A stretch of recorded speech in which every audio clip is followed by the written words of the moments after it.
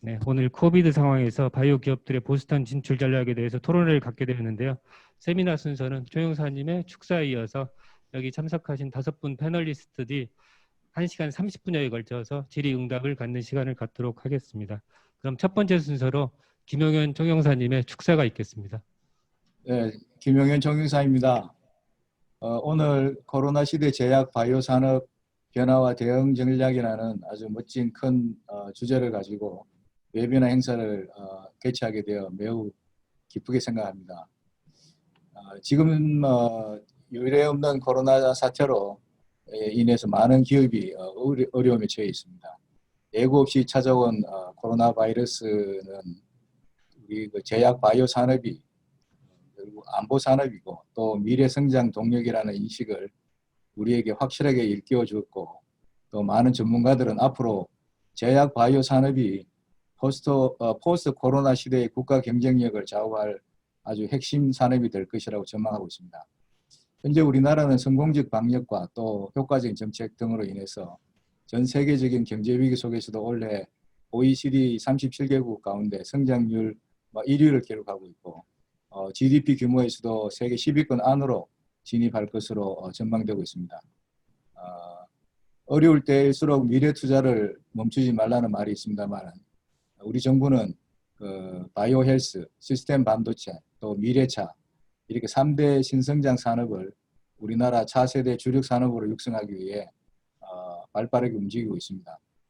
일례로 우리 정부는 수입에 의존하고 있는 국내 백신 산업이 정부의 적극적인 해외 시장 진출 지원 등 육성 정책을 통해서 국내 자금률을 높이고, 또 바이오 산업 전반을 선도할 글로벌 미래 성장 산업으로 탈바꿈하기 위해서 최근에 백신 산업 글로벌 진출 방안을 발표한 바도 있습니다. 또한 보건복지부 연구개발 사업에서도 역대 최대 규모로 바이오 헬스 산업 육성을 위한 핵심 유망 기술 분야에 내년 2021년부터 10년간 2조 8천억 원을 투입하는 대형 사업을 계획하고 사업 계획을 확정한 바 있습니다. 이를 통해서 앞으로 약 10년간 연 매출 1조 원 이상의 그야말로 블록버스터급 국산 신약 개발을 목표로 해서 우리 제약 산업의 경쟁력이 한 단계 비약할 수 있도록 지원할 계획입니다. 이런 점에서 보스턴 지역은 우리나라 기업들의 제약 바이오 분야의 새로운 기회를 창출할 수 있는 최적의 장소라고 생각됩니다. 최근 매사추세츠 바이오 협회에서 발표한 관련 현황 보고에 따르면 2019년에 바이오 분야에만 약 31억 불 규모 벤처 투자가 있었고, 약 30억 불 규모의 NIH 미 연방 국립보건원 연구개발 지원이 하버드 MIT를 비롯한 유명 대학 연구소의 생명공학 연구비로 쓰이고 있습니다.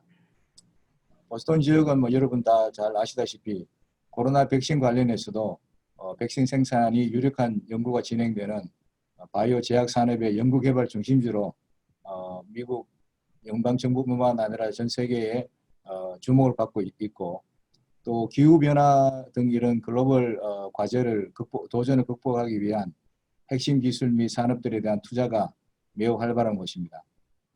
영국, 프랑스, 스위스, 일본 등 생명공학 선진국들의 수백 개 기업들도 보스턴에 속속 경쟁적으로 투자하고 있는데, 우리나라의 경우도 최근 2년간 짧은 기간 동안에 많은 제약업체들이 보스턴에 법인을 설립했고, 또 CIC 진출이라든지 이런 적극적인 노력을 하고 있습니다.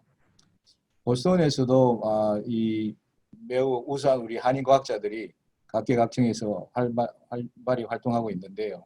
가스비피라든지 카빅, 넵스, 크시 이렇게 제미 한인 제약인 협회라든지 제미 한인 바이오 산업협회, 또 뉴 잉글랜드 생명과학자 협회, 제미 한인 과학기술자 협회 등 이런 한인 중심의 과학기술 단체들도 잘 조직되어서 활발히 활동하고 있습니다.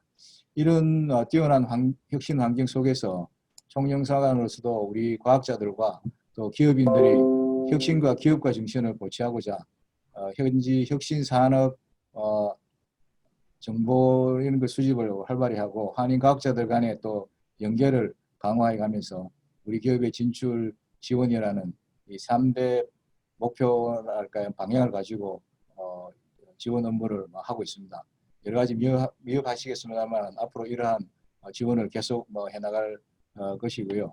오늘 많은 심도 깊은 전문가 토론을 통해서 우리 제약 바이오 산업이 핵심적인 우리 미래 성장 산업의 저희 중심이 되고 또 이러한 기회를 더 높여가는 이런 유익한 토론의 시간이 되기를 희망합니다.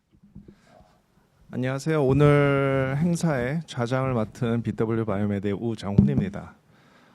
이번 행사를 기획하게 된 것은 다른 줌 행사와 좀 달리 보스턴 지역에 계시는 바이오 관계자, 뭐 협회라든지 정부라든지 기업 관계자들을 모시고서는 현장에서 방송을 이제 송출하게 됐습니다. 그래서 이번 행사를 할 때 사실 여기 스튜디오가 약 한 20평 정도 되는데요. 백신이라든지 CRO라든지 많은 분들 더 모시고 하려고 했으나 지금 코비드 19 때문에 그 법규를 지키고 해야 되기 때문에 여기서 10명 미만만 여기에서 참석을 들어올 수 있게 되어 있습니다. 그래서 5분의 패널 분들만 모시게 되었습니다. 그래서 전부 여기 보스턴에 사시는 보스턴 캠브리지 지역에 계시는 분들을 모시고 행사를 기획하게 되었습니다. 그러면 본 패널 토론에 앞서서 각자 아까 부총영사님께서 좀 소개는 했지만 제가 그 각 패널 분들을 소개하는 것보다 각자 자기 소개, 뭐 회사라든지 조직이라든지 단체 이런 데를 소개하고 그거와 더불어서 지금 코비드 19 이후에 사업장에서 아니면은 협회에서 아니면 정부에서 어떠한 가장 큰 변화가 있었는지 두 가지 정도를 이제 아이스 브레이킹 형태로 진행을 하도록 하겠습니다. 그럼 제일 먼저 반갑습니다. 제 이름은 윤동민이고요. 현재 지금 보스턴에 있는 솔라스타 벤처스 대표를 맡고 있습니다. 저희는 한국에 있는 아주아이비 투자라고 하는 벤처 캐피탈 회사의 이제 미국 자회사로 되어 있고요. 그리고 지금 저희는 국내 다른 벤처 캐피탈하고는 드물게 되게 초기에 꽤 오래 전에 이제 보스턴에 진출을 해서 활발하게 특히 신약 개발하는 벤처 투자를 중심으로 지금 활동을 하고 있습니다. 그래서 저희가 처음에 미국에 오피스를 낸 거는 2013년이고요.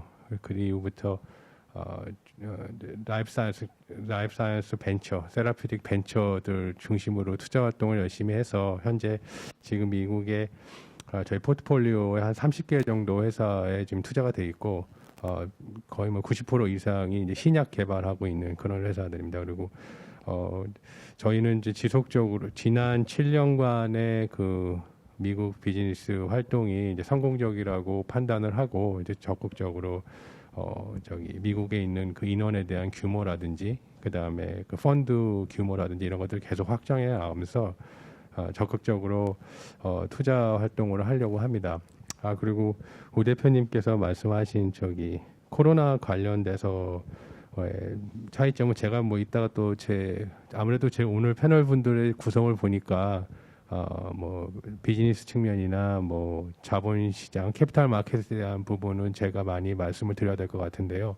이따가 따로 시간이 되면 제가 뭐 자세하게 말씀은 더 코로나가 어떤 임팩을 이 라이프 사이언스 쪽에 줬는지에 대한 건 말씀을 드리겠지만은 뭐 결론부터 말씀드리면은 투자 활동이나 이 자본시장의 흐름이나 이런 것들은 뭐 포스트 코로나에 의해서 물론 변화는 있습니다. 변화는 있지만 뭐 개발 활동이라든지 투자 활동에 대한 거는 계속 활발하게 이 보스턴 지역에서 또 보스턴뿐만 아니라 미국 전반적인 활동은 진행이 잘 되고 있다. 그래서 그거를 대응해서 벤처 투자자인 저뿐만 아니라 이제 모든 업계에 계신 분들이 그거에 맞춰서 어떤 그 전반적으로 개발이나 투자에 대한 방향은 큰 변화가 없으니까 거기에 맞춰서 이제 그 어떤 세부 전략을 구성해 나가야 하는지 그거를 잘 수립하는 것이 중요하다고 판단이 되고요. 그래서 그런 의미에서 오늘 저기 패널 토론이 더 중요하지 않아지나 생각합니다. 그래서 좀 더 시간이 되면 제가 좀 더 자세하게 설명을 자본시장 흐름이나 투자 중심 토픽이 나왔을 때 더 설명드리겠습니다. 감사합니다. 제노스코의 고종성입니다. 사실은 뭐 아시는 분은 아시겠지만 요새 뭐 임상 결과가 좋다고 막 여기저기 언론에 지금 나오는 그 레저트닙의 원 개발 회사이기도 합니다. 저희가 이게 참 의미가 있는 한 해인데요. 우리가 2008년 미국의 경제 위기 때 오히려 이것이 기회라고 생각해서 2008년에 왔죠. 여기서 남이 안 할 때 이렇게 위축될 때 하면 좋은 물질을 만들 수 있지 않을까, 좋은 사람들과. 그래서 이제 2008년에 왔는데요. 2020년, 12년 만에 또 코로나 위기가 오네요. 결국은 우리나라는 IMF를 현명하게 극복했듯이 위기에 강한 민족이라서. 근데 사실은 올해 연초에는 우리가 기분 좋았잖아요, 그죠? 보시면은 뭐 아카데미상 다 휩쓸었죠. 야, 올해 2020년 이거 121년 만에 오는 이 해 정말 의미 있는 시작이다 그러는데 저희들이 이제 코비드 19이 왔어요. 그래서 우리가 위축돼 있는데 이제 슬슬 코비드가 잡혀가니까 BTS가 또 이게 빌보드 차트 1위를 합니다. 이게 상당히 이거 의미가 있습니다. 우리가 이러한 위기에서도 남이 안 하는 걸 함으로써 우리가 이러한 그 세계적인 엄청난 일을 벌이는 그러한 정신이기 때문에 아마 이 기회가 오히려 우리는 생명과학에 대한 강한 그 의지가 아마 더 생길 것 같아요. 뭐 아시겠지만 코비드 19 극복 1위지 않습니까? 우리가 진단을 통해서 우리가 성공을 했고, 그러면 이제 테라피틱스로 가야 되는데 아마 차후에도 우리가 논의가 하겠지만 오히려 이게 대한민국의 상당한 그 바이오텍 기회다 이렇게 생각을 합니다. 네, 안녕하세요. 제 이름은 박수희고요. 저는 현재 노바티스 그 연구센터인 캠브리지에서 심장 및 대사질환과에서 근무하고 있습니다. 저는 오늘 이 자리가 저희 개인적인 노바티스 연구원이라기보다는 재미한인 과학인협회를 대표하여 이 자리에 초대된 것 같아서 매우 영광스럽고요. 감사드립니다. 혹시 제가 기회가 된다면 저희 재미한인 과학인협회에 대해서 잠시 설명을 해드리고자 하는데, 저희 재미한인 제약인협회는 영어로 약자는 카스비피고요. Korean American Society in Biotech and Pharmaceutical이라고 해서 이름에 나와 있듯이 그 미국에 계시는 신약 개발에 종사하는 많은 과학인들의 모임입니다. 저희 단체는 2001년에 뉴저지에 시작해서 그 꾸준한 발전을 거듭하여 현재 7개의 총 지부로 구성되어 있고요. 저희 기본적인 재미한인 과학인 협회의 목표는 이런 전문가적 인재 풀의 서로의 정보 교환, 네트워킹, 또 공동 연구, 그리고 각자가 가지고 있는 전문 지식을 같이 쉐어링하는 그런 한 장으로서의 역할을 하고 싶고요. 그다음에 또 하나는 더 나아가 한국에 있는 신약 개발에 기여함으로써 저희 전문적인 인력의 풀을 성장시키고 있습니다.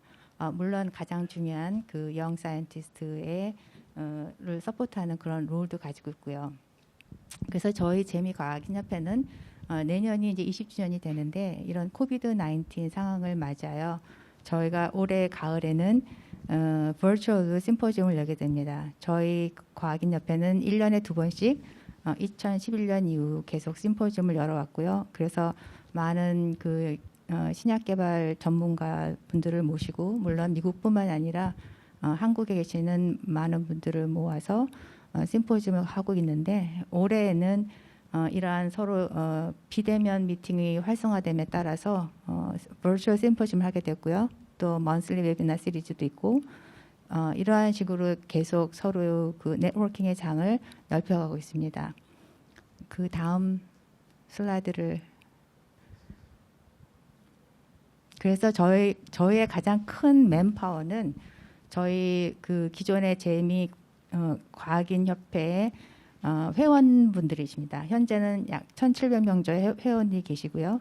그리고 대부분의 모든 회원들은 바이오텍이나 파마시컬 컴퍼니에서 현직에 계시고 뿐만 아니라 아카데미에 계시는 분들도 신약 개발에 관련이 돼 있는 그런 연구를 하시는 그런 아카데믹 스튜던트나 그레이지 스튜던트, 포스닥, 그다음에 이제 그 교수님분도 계시고 또한 가버먼트 오거나이제이션, NIH, FDA 이런 여러 가지 기관에서도 참석을 하셔서 저희 회원 풀을 이루고 있고요.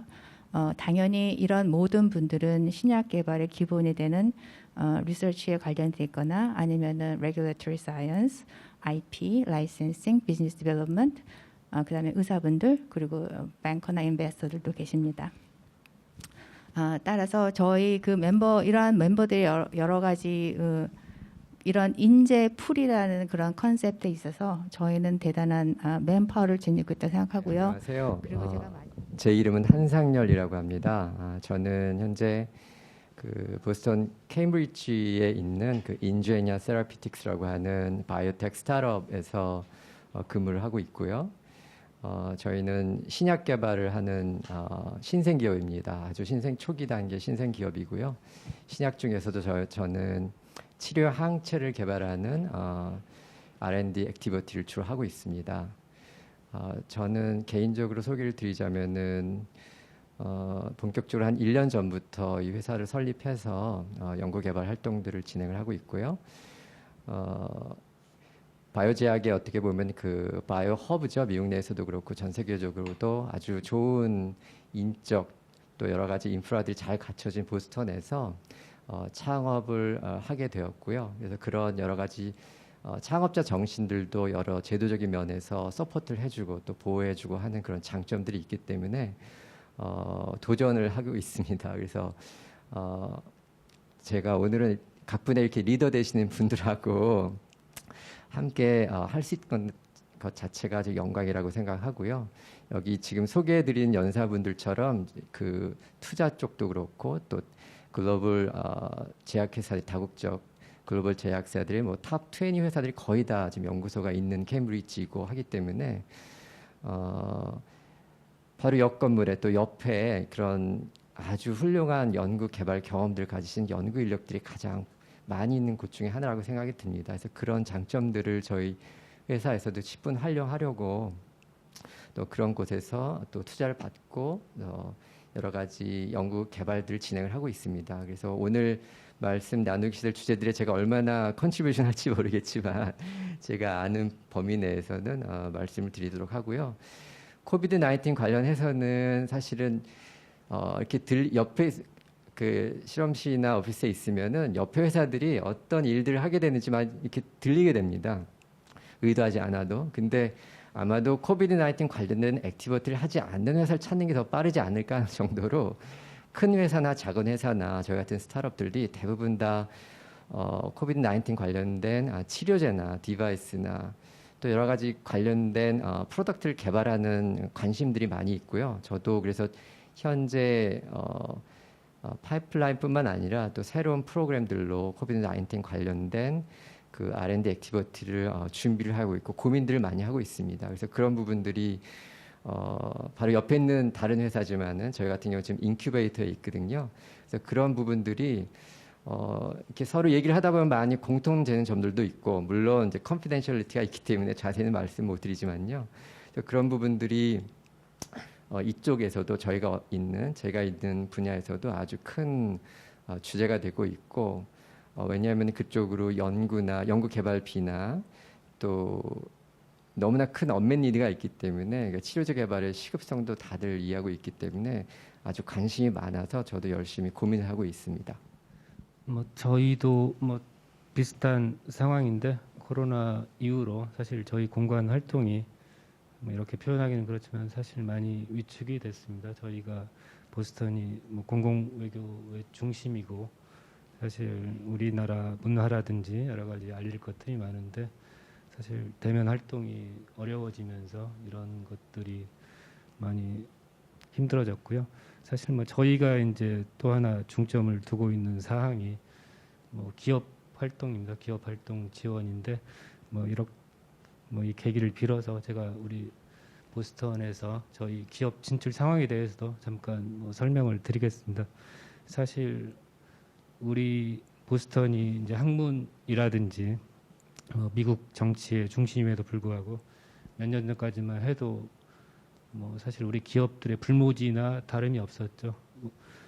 전혀 기업 진출이 없었었는데 2016년도에 CJ가 최초로 미국 바이오 벤처 기업인 메타볼릭스사 생명과학 관련 연구 시설하고 자산을 인수해서 여기에 사무소를 설립했습니다. 그리고 2017년에는 삼양 바이오팜이 혁신적인 항암 신약하고 희귀병 치료제 개발을 목표로 사무소를 개설을 했고요. 작년 6월에는 LG화학이 신약 연구개발 부서인 글로벌 이노베이션 센터를 보스턴에 설치하고 또한 유한영행하고 GC 녹십자 등이 캠브리지 혁신센터의 공유 사무실에 입주를 했습니다. 뭐 특히할 만한 것은 사실 작년 2019년 9월 말 박능우 보건복지부 장관하고 11월 초에 원희목 한국제약바이오협회 회장께서 보스턴을 방문했는데 우리 정부와 기업이 보스턴의 바이오 혁신 생태계에 직접 참여할 필요가 있다는 것에 공감대를 형성하게 되었습니다. 특히 원희목 회장 방문 이후에 한국제약바이오협회 KPBMA 산하 10개 기업, 대웅제약, 보령제약, 동성제약, 동아ST, 삼일제약, 아밀로이드 솔루션, 일동제약, 종근당, 현대약품, 휴온스 등이 올해 7월 캠브리지 혁신센터 CIC의 공유 사무실을 개설하기로 했었고 또 MIT의 산학 연계 프로그램인 ILP에 참여하기로 결정을 했습니다. 네, 아쉽게도 코로나 때문에 올해 7월 개설하기로 했던 이런 입주식이 뭐 서울에서 버추얼 입주식을 하는 걸로 이렇게 그쳤었는데 뭐 조만간 해결이 될 걸로 믿고요. 또한 이제 미국의 다른 도시에 지사를 두고 있는 우리 기업들도 조만간 아마 몇 개가 보스턴으로 근거지를 옮길 예정이라고 들었습니다. 또 하나 이제 뭐 기업 활동 관련해서 특히 할 만한 사항은 한국보건산업진흥원 지사가 현재는 미국 LA에 있습니다. 근데 조만간 보스턴으로 지사를 옮긴다는 소식을 들었고요. 여건이 갖춰지는 대로 보스턴 사무소를 개설할 예정이라고 들었습니다. 어쨌든 뭐 초영사관 차원에서도 뭐 코로나 때문에 어려운 상황이지만 이런 것들을 좀 뒤에서 현실적으로 뒷받침하려고 노력을 하고 있습니다. 예, 감사합니다. 사실은 저희가 7개 토픽으로 좀 얘기를 나누려고 그러는데 첫 번째 토픽이 사실은 보스턴에 관한 거였거든요. 그래서 사실 지금 이 행사가 또 보스턴 캠브리지에 계신 분들이 이제 모여서 이제 패러톤을 하기 때문에 첫 번째 토픽으로 이제 부총사님이 말씀하셨지만 보스턴 지역에 대해서 좀 먼저 얘기를 좀 하려고 합니다. 그래서 사실 저희가 마스크도 쓰고 다 하기 때문에 조금 처지는 경우가 있는데요. 이제 좀 이제부터 본격적인 패널 토론을 하니까 좀 목소리를 좀 올려주시고 말씀을 부탁드리겠습니다. 그러면 첫 번째로 지금 노바티스에 지금 계신 박수희 카스비피 회장님께 지금 현재 다국적 제약사들이 이제 보스턴 지역에 이제 R&D 본부라든지 여러 가지 헤드 오피스를 좀 많이 옮기고 있는데 어떠한 이유에서 그렇게 하고 있는지 아니면 노바티스는 어떻게 하고 있는지 조금 좀 설명 좀 부탁드리겠습니다. 네, 여러분도 다 아시겠지만 보스턴이라고 하면은 제일 먼저 뭐가 떠오르시나요?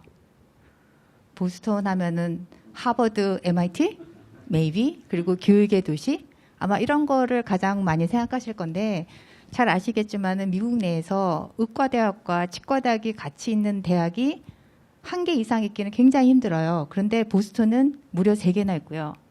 뭐 하버드, 터프스, 버스턴 유니버시티 3개가 있고 또 리서치 호스피털이 보스턴처럼 많은 데가 또 없습니다. 그러니까 하버드 어필리에이트된 리서치 호스피털 7개가 있고요. 보스턴에는.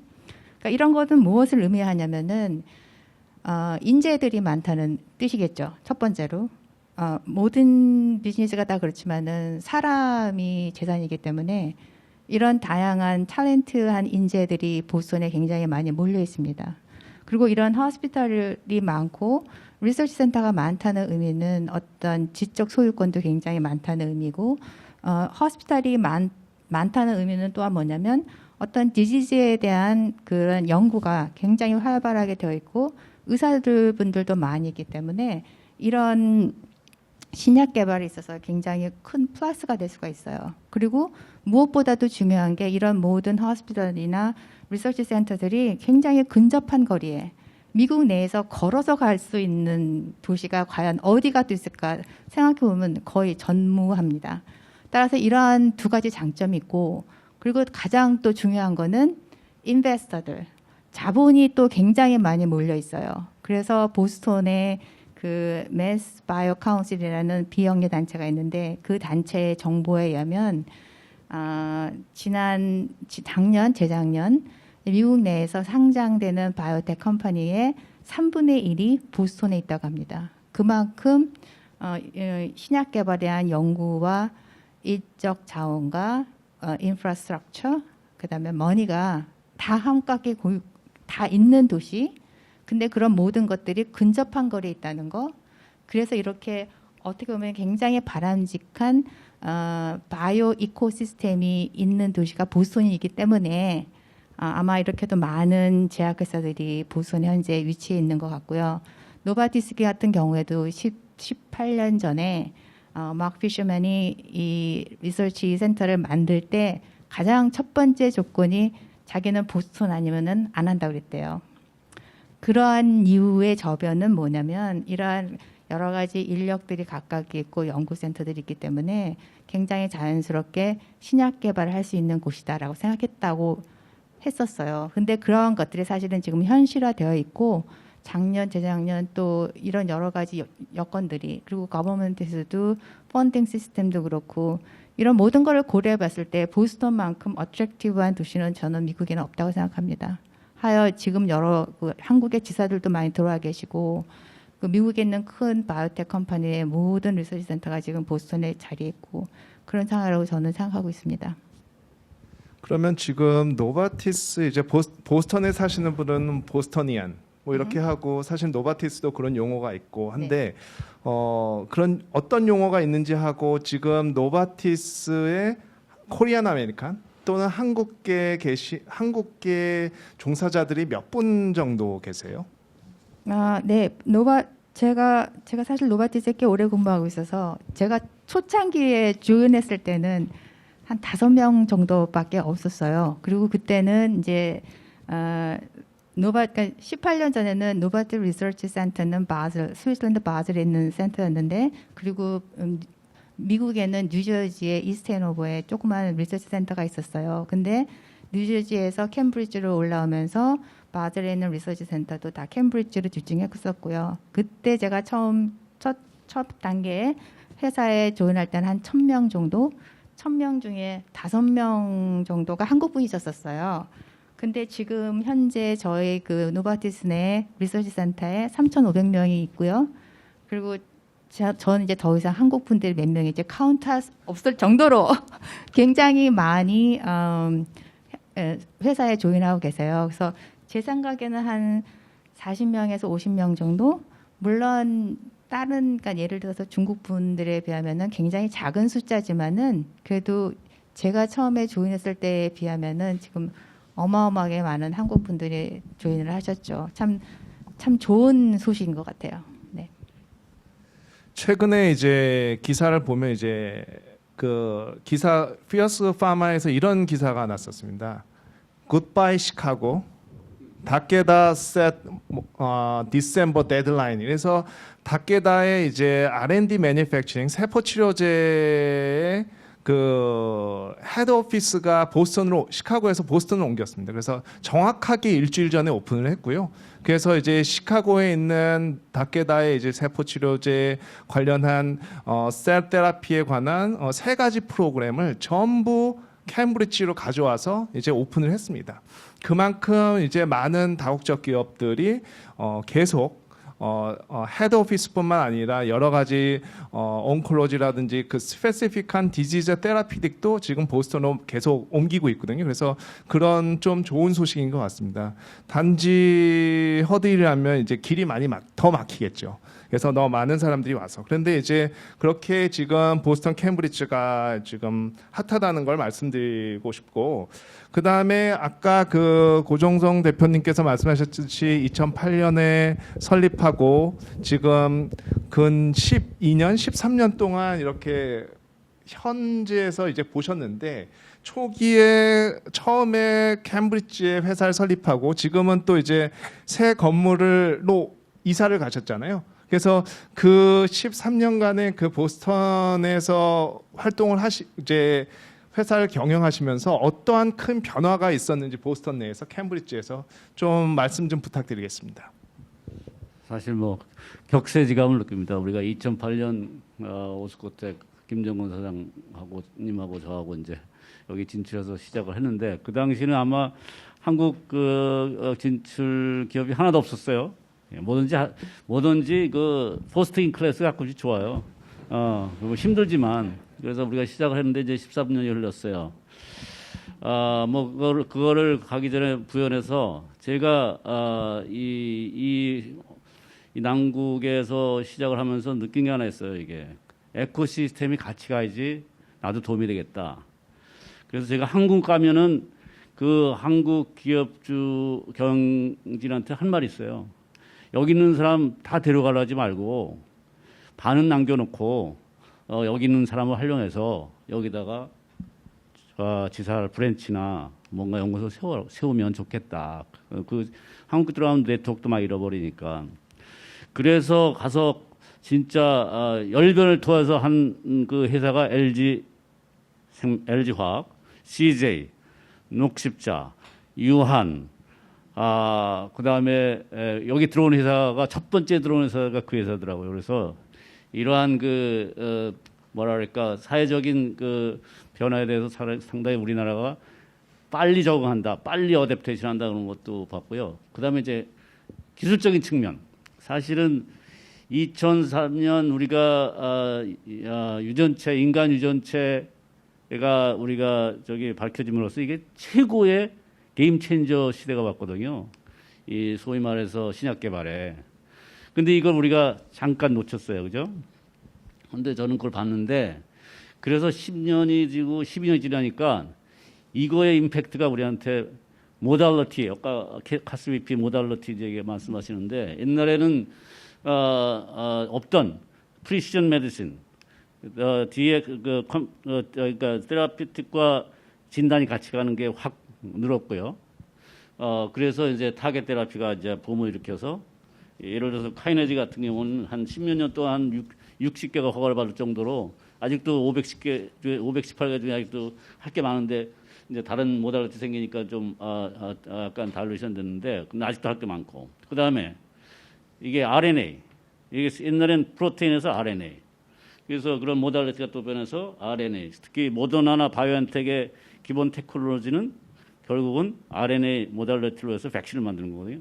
이런 혁신적, 다 이게 아마 유전체 분석을 통해서 오는 드라이브고, 그 다음에 이제 RNAi, 이것도 새로운 모달리티. 거기다가 백신 오늘 백신하는 아스트라제네카나 뭐 이런 거 다 이런 새로운 모달리티가 많이 생겨서 아주 일대 혁신이 10년 동안 일어났어요. 그 다음에 셀 테라피, 그 다음에 여러 가지 파운데이션 메디슨 같은 그 진단. 그래서 제가 보기에는 이런 거를 빨리 캐치하는 우리나라의 능력이 이번 코비드 사태에서 우리가 다른 데 위축될 때 이걸 하면은 우리가 상당히 지난 10년 동안 이 변화에 어댑테이션 되면은, 저도 뭐 12년 전에 올 때는 야, 이거 될까? 저질러 보자 이런 거거든요. 그래서 우리나라 그 벤처 정신과 젊은 애들이 너무 똑똑하잖아요, 요새. 그분들이 이제 우리가 이제 선배들이 하는 것을 잘 봐서 벤처도 세우고, 저 오늘 한 박사님처럼 또 좋은 직장 내버려두고 저렇게 도전하고. 그러니까 도전하는 아름답고요. 도전해서 성취하면 즐거워요. 그래서 우리가 이런 문화가 에코시스템이 한국 그 소사이어티 요새 우리가 많이 발전해서 과학뿐만 아니라 그다음에 자본, 그다음에 그 문화. 그래서 너무 지금 저는 그냥 행복합니다. 그냥 마음의 부자가 된 것 같아요. 그래서 저희도 이제 여기에 또 어댑테이션 해야 됩니다. 저도 또 나중에 말씀드리겠지만 지금 현재 온 거에 만족하지 않고 제2의 또 도전을 해야 되는 그런 어차피 인생은 도전이니까 그래서 앞으로 좀 잘 지켜봐 주기 부탁합니다. 그렇다면 사실 2년 전에 좀 오피셜하게 셋업하고 작년부터 이제 액티브하게 창업을 하셨는데 한상현 대표님은 지금 보스턴 그 많은 곳 중에 한국, 미국 어느 나라 그래서 그 중에서도 이제 보스턴에 이제 회사를 설립하셨는데 그 이유가 무엇이고 뭐 어떤 장점이 있다든지 단점이 있다든지 이런 거 아니면은 지금 뭐 창업을 해외에서 기획하는 분들한테 이렇게 팁 정도로 주실 수 있을까요? 네, 질문을 많이 하셨네요. 하나씩 답변을 간단하게 드리겠습니다. 다른 패널 분들께서 잘 설명해 주셔서 왜 보스턴이냐, 또 창업도 왜 보스턴이냐라는 부분을 이제 말씀해 주셨는데요. 저도 비슷합니다. 도전인데요. 위험도 있고 여러 가지 또 어려운 점도 있지만 도전하게 된 이유가 보스턴이 아까도 말씀드렸지만 하여튼 그 생태계가 이코시스템이 잘 갖춰져 있어서 그 시스템을 이용할 수 있다면 이라는 가정을 많이 했죠. 그래서 그게 가장 큰 동기였고요. 왜냐하면 훌륭한 연구 인력들이 계시고 또 투자 쪽, 캐피탈 쪽도 계시고 또 같이 일할 수 있는 많은 그 콜래보레이션 파트너들이 있고 또 저희 같은 스타트업으로서는 중요한 이제 미래 커스터머가 된 많은 다국적 제약회사들이 있기 때문에 이제 그런 점에서 저희들이 아주 가깝게 인터랙션을 할 수 있다는 장점이 가장 컸다고 생각이 들고요. 근데 또 다 좋은 건 아닙니다. 이게 사실은 경쟁이잖아요. 그래서 이렇게 이 캠브리지에 있는 그 제약회사들 이름과 여러 가지 그 수많은 아주 바이오 벤처들 이름을 놓고 봤을 때는 두려운 것도 사실이고요. 왜냐하면은 인력을 그러니까 탤런트를 저희들이 리크루트 할 때 사실 모셔오기가 참 힘듭니다. 바이오텍 벤처 입장에서는.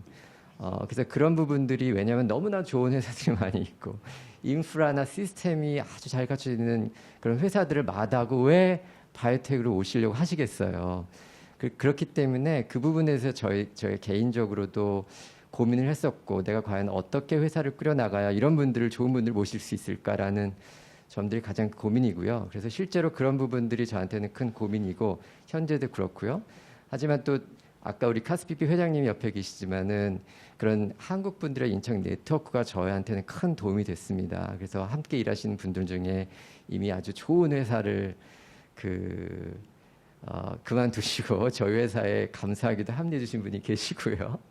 그 인연들은 저희가 카스피피를 통해서 얻었었죠. 그래서 저도 그 부분이 너무너무 감사드리고 또 하나는 또 안 좋은 점은 비쌉니다.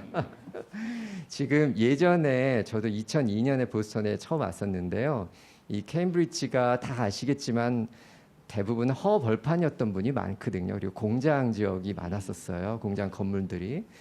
근데 지금 제가 이제 인큐베이터 있다가 새로운 독립된 공간을 찾는 그 작업을 이제 부동산 업자분들이 하고 있는데 이제 그 서쪽이죠. 캠브리지 서쪽으로 가보면 예전에는 정말 공장지대였던 것들이 지금은 부동산 개발 업자분들이 다 바이오텍 사이언스 파크이라는 이름으로 개발들 해놓고 엄청 비싸게 부릅니다. 그래서 저희처럼 그 시설을 빌려야 되는 입장에서는 그런 부분이 참 부담이 많이 돼서 그러니까 비용 절감 측면에서 이제 이런 부분들을 항상 저희는 고민을 하고 있고요.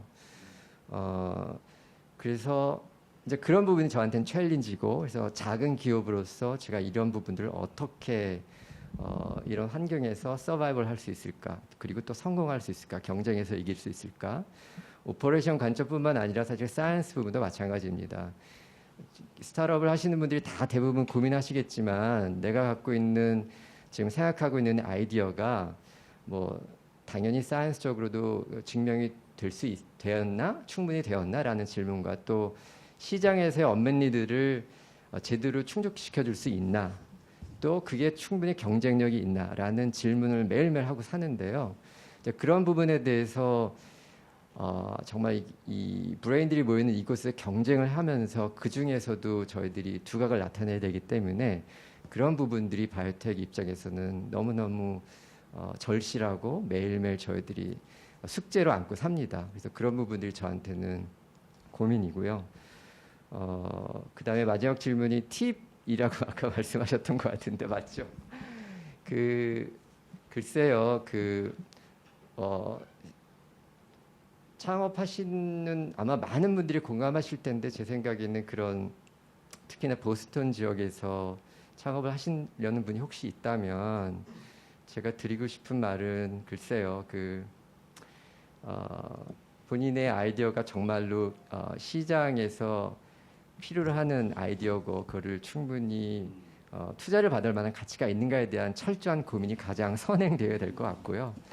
저 같은 경우는 감사하게도 많은 분들과 직접 간접적으로 제가 일하던 부분에 대해서 많이 함께 고민하고 또 제가 직접적으로 많은 부분들 개념 검증들을 오랜 시간이 걸렸지만 그런 부분들을 했기 때문에 저는 그런 부분에서 힘을 많이 얻었다고 생각합니다. 그래서 사이언티스트뿐만 아니라 이쪽에 실제로 약을 개발하시는 R&D 부분에서 종사하시는 분들 또 의사분들 그런 분들의 이제 피드백을 받아서 그 아이디어가 정말 생존 가능한 건지 경쟁력이 있는지에 대한 것들을 충분히 고민해 주시면 너무너무 좋을 것 같고 그다음에 실제로 오퍼레이션 하는 데 있어서는 특히나 보스턴 지역에서는 저도 전직이 사이언티스트 출신이었기 때문에 그 생소한 전문 용어들이 또 영어로 돼 있잖아요. 모든 이렇게 법률 용어나 계약서나 그런 것들을 이제 소화하고 습득하는데 좀 시간이 오래 걸렸었는데요. 이제 그런 부분 좀 두려움들이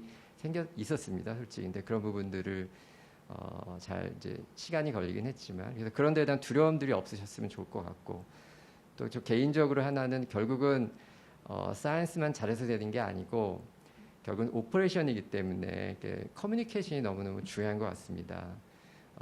저희들을 믿고 저희 회사를 믿고 투자하시는 분들, 주주분들이시죠. 그리고 같이 일하는 동료분들하고 그 서로의 상대방의 입장을 잘 이해해주고 같이 고민해주고 또 서로 합의할 수 있는 그런 커뮤니케이션을 가져가는 게 너무너무 중요하다는 생각이 들어서 그런 오퍼레이션 측면에 있어서도 사이언스보다는 어떤 부분에 그러면 더 중요한 부분들이 많이 있는 것 같아요. 왜냐하면 결국에는 사람이 모여서 일을 하는 거기 때문에 서로 한마음 한뜻으로 일할 수 있는 그런 팀워크, 콜라보레이티브한 그런 스피릿이 너무너무 중요하다는 생각이 들어서 그런 부분에 대해서도 함께 고민을 하시고 준비하시면 너무 좋을 것 같다는 그런 생각이 듭니다. 그 좋은 말씀 감사하고요. 한 가지 질문은 사실 오퍼레이팅 이제 코스트에 관한 걸 좀 질문을 드리고 싶은데 사실 창업 기업 같은 경우는 캐시 버닝 그러니까 캐시 플로우가 굉장히 중요한데 그러면 오퍼레이션 코스트를 좀 효율적으로 하기 위해서 어떻게 좀 전략을 하시는지 예를 들어 가지고 풀타임 직원인 경우에는 미국 같은 경우에는 의료보험만 해도 뭐 1,500불, 2,000불씩 지원을 해줘야 되잖아요. 그런 면에서 스타트업이 오퍼레이팅 할 때 어떻게 코스트 다운하고 이피커시를 그러니까 효율적으로 좀 어떻게 경영하려는 전략을 가지고 계시나요? 예. 제가 지금 인큐베에 있다고 말씀을 드렸었는데요. 제가 거기를 처음에 선택했던 이유도 지금 질문하셨던 이유 중에 하나인데 지금 제가 있는 곳은 그 캔달 스퀘어 근처에 있는 그 입센 바이오랩이라는 곳인데 거기는 shared 랩을 지금 공간을 제공하는 곳입니다. 그래서 저는 처음에 혼자 입주를 했죠. 그래서 벤치 하나, 데스크 하나 쓰면서 진행을 했는데요. 지금 말씀하신 그 버짓 관련된 부분들이 참 챌린지합니다. 그래서 지금 저도 이곳을 선택한 이유는 되게 비싸거든요. 1년에 그 한 데스크와 한 랩벤치를 운영하는데 미국 돈으로 6만 불 정도가 소요가 되는데요. 그럼에도 불구하고 들어간 이유는 기계를 사지 않아도 되고 기본적인 하다못해 파이펫도 다 제공이 됩니다. 그래서 기본적인 이제 쓸 수 있는 아주 디스포저블 그런 머티리얼들만 구입을 하고 하게 되면 오퍼레이션을 일단 할 수 있으니까 그래서 이제 선택했던 곳인데요. 하지만 이곳에서 이제 저희 회사가 성장할수록 많은 인원들을 감당하기에는 비용이 너무 비싸기 때문에 다른 공간들을 찾고 있습니다. 그런 이유에서. 그래서 말씀하셨던 부분들이 고민입니다. 그래서 제가 지금 현재 생각하고 있는 거는 하이어링하는 부분에 대해서 스마트하게 해야 되겠다. 미니멀하게 하고 그다음에 대신에 같이 일하시는 분들한테는 최대한 많이 배려를 해드려서 여러 가지 부분들에서 일하실 수 있는 환경을 만들어야 되는 게 가장 중요하다고 생각하고요. 하지만 인원은 최소한으로 하고요.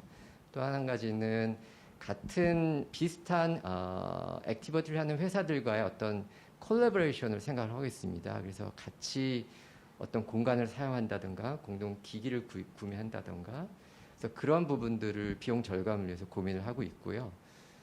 또 하나는 한국과는 다르게 말씀하신 대로 미국에서 인력 시장이 파트타임, 풀타임 그렇게 아주 자유롭고 다이내믹하거든요.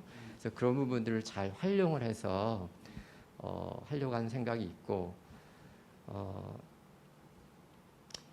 이런 부분들이 사실은 이제 다행히도 보스턴이기 때문에 그런 옵션들이 있는 것 같습니다. 그래서 그런 부분들이 또 하나 덧붙이자면 CRO 서비스를 좀 활용을 해서 어떤 풀타임 인력을 한번 뽑는 대신에 그래서 그런 식으로 저희가 이제 생존하기 위해서 알뜰살뜰 하고 있는 중이고요. 그래서 그런 부분들이 쉽게 되는 건 아니고요. 그런 부분 때문에 좀 커뮤니케이션과 네트워킹이 참 중요하다는 걸 많이 깨닫고 있습니다. 사실 보면 이제 보스턴 이제 한국에도 첨단 의료 복합 단지라는 게 있듯이 이런 질문을 많이 받습니다. 왜 바이오 산업은 클러스터 형태로 존재해야만 하는가 이런 질문을 많이 받거든요. 그 이유 중에 하나가 지금 말씀하셨듯이 이제까지 보스턴 지역에서도 그런 걸 다 갖췄지만 에코시스템 그러니까 CRO도 있어야 되고 연구소도 있어야 되고 인력도 있어야 되고 뭐 매니팩처링하는 CDMO도 있어야 되고 더군다나 캐피탈도 있어야 되고 이런 것들이 다 한 곳에 모여서 쉽게 커뮤니케이션이 아까 커뮤니케이션이 제일 중요하다고 그러는데 커뮤니케이션을 할 수 있는 지역을 만들어야 되기 때문에 사실 이 바이오 메디칼 분야는 클러스터 형태로 존재해야 하는 것 같습니다. 그래서 그런 의미에서 이제 보스턴이 그 중에서 이제 적합한 도시 중에 하나로 지금 많이 뽑히고 있습니다. 그러면 이제 두 번째 토픽으로 좀 넘어가서 이제 뭐 보스턴에 대해서 하고 싶은 얘기들이 많으시겠지만 이제 계속 얘기를 나누겠고 두 번째 토픽은 코로나 발병 이후에 미국 제약 바이오 산업 현황 및 한국과의 협력 어떠한 변화 그래서 경영적인 면, R&D적인 면, 투자적인 면이 있는데 첫 번째로 미국의 투자 현황 및 한국의 투자와의 변화, 한국과 미국과의 투자의 트렌드의 변화, 그 다음에 코로나 이후에 투자 트렌드가 어떻게 되는지 윤동민 대표님이 한번 좀 말씀을 좀 해주셨으면 합니다. 네, 아무래도 자본시장 쪽은 이제 제가 뭐 크게 생각해 보면은 크게 이제 우리가 흔히 말하는 그런 주식시장, 그런 캐피탈, 퍼블릭 마켓 이게 있을 테고, 그다음에 두 번째는 이제 벤처 캐피탈, 그러니까 벤처 투자 시장, 그러니까 프라이빗하게 투자하는 VC들이 이렇게 있는데요. 그 두 가지 트렌드에 대해서 제가 간단히 설명을 드리면 일단 이 자료는 제가 투자한 저희 포트폴리오 회사에서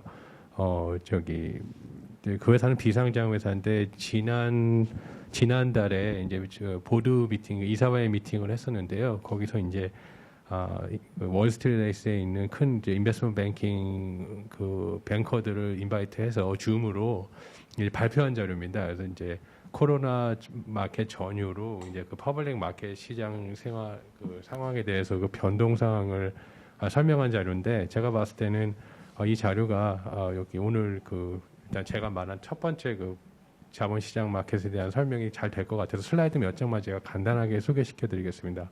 이렇게 보시면 이게 타임라인이 올 초부터 저기 8월 달까지인데요. 보면은 그 1월 달에서 3월 달까지, 3월 말까지가 주식시장이 많이 내려왔었습니다. 내려왔었는데, 근데 그때는 이제 이유가 뭐냐면은 그 이유가 뭐냐면은 이제 처음에 막 중국 우한에서 막 코로나가 발생이 되고 이제 중국 쪽에서부터 이제 막 확산이 돼서 이게 전 세계로 퍼질 것이다라는 그 부분이 그 걱정이 있어서 주식시장이 3월 말까지는 한참 떨어졌습니다. 근데 이상하게도 3월 말부터는 이 주식시장은 계속 회복이 되고 있는 거예요. 그래서 회복이 되기 시작을 해서 지금 현재까지는 거의 올 연초 수준으로 저기 뭐 S&P 500라든지 아니면 바이오텍, 헬스케어 쪽에 스페시픽한 그 인덱스 같은 걸 보면은 거의 다가 회복이 돼 있습니다. 그래서 그런 경향을 제가 일단 먼저 말씀을 드리고요. 그 다음에 두 번째 슬라이드 보여주시겠어요? 이건 이제 섹터별로 저기 구분을 한 건데 제가 그 박스를 쳐놓은 헬스케어를 보면은 참 재밌습니다. 그래서 많이 회복이 돼가지고요. 연초 대비 오히려 헬스케어 섹터는 3%가 더 그 인덱스가 올라갔습니다. 그래서 연초에서 3% 이상 회복이 된 상황이고, 그 다음에 제일 저점이라고 판단이 되는 3월 말 대비는 41%가 오히려 회복이 됐어요. 그러니까는 그 리바운드 한 그 모멘텀에서 헬스케어 쪽이 많이 이제 기여를 했다고 보는데 제가 그 뱅커들이 설명하는 이유는 그 두 가지였습니다. 그러니까는 일단은 백신이나 치료제, 그 코비드-19 백신이나 치료제가 개발될 거라는, 그리고 그것이 개발이 되면은 그 마켓 임팩트가 엄청 클 거라는 기대하에, 그리고 또 미국 정부에서 또 언제쯤 그 개발이 될 거다, 또 뭐 길리아드나 뭐 모데나나 이런 애들이 또 임상 결과 뭐 이런 것들이 계속 좋은 소식이 있을 때마다 프레스 릴리스를 하기 때문에 그런 것들이 이제 드라이버가 돼서 이게 헬스케어 쪽이 또 많이 주목받은 부분도 있고요. 또 하나는 그 뱅커가 얘기한 게 또 재밌는 것이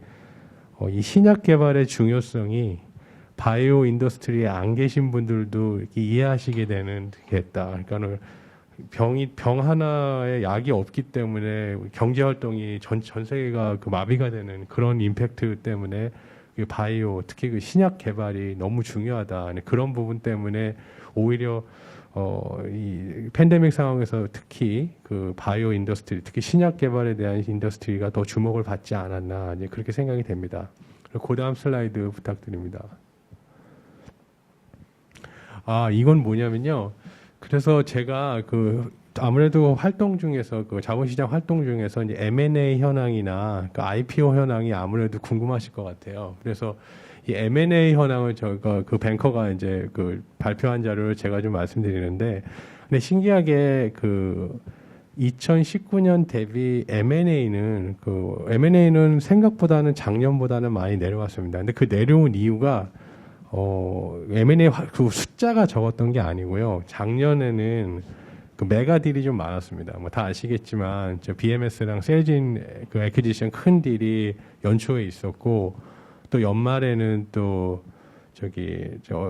에비가 알레겐을 인수하는 그런 큰 메가 딜이 있었기 때문에 2019년이 조금 유니크한 그런 상황인데요. 여기 차트에 보시면은 2022년이 저게 이제 8월 말까지 자료인데, 저게 이제 한 100 정도 수준까지 올라간다고 하니까 100 빌리언 정도. 그러니까는 예년 수준은 M&A는 유지를 하고 있다.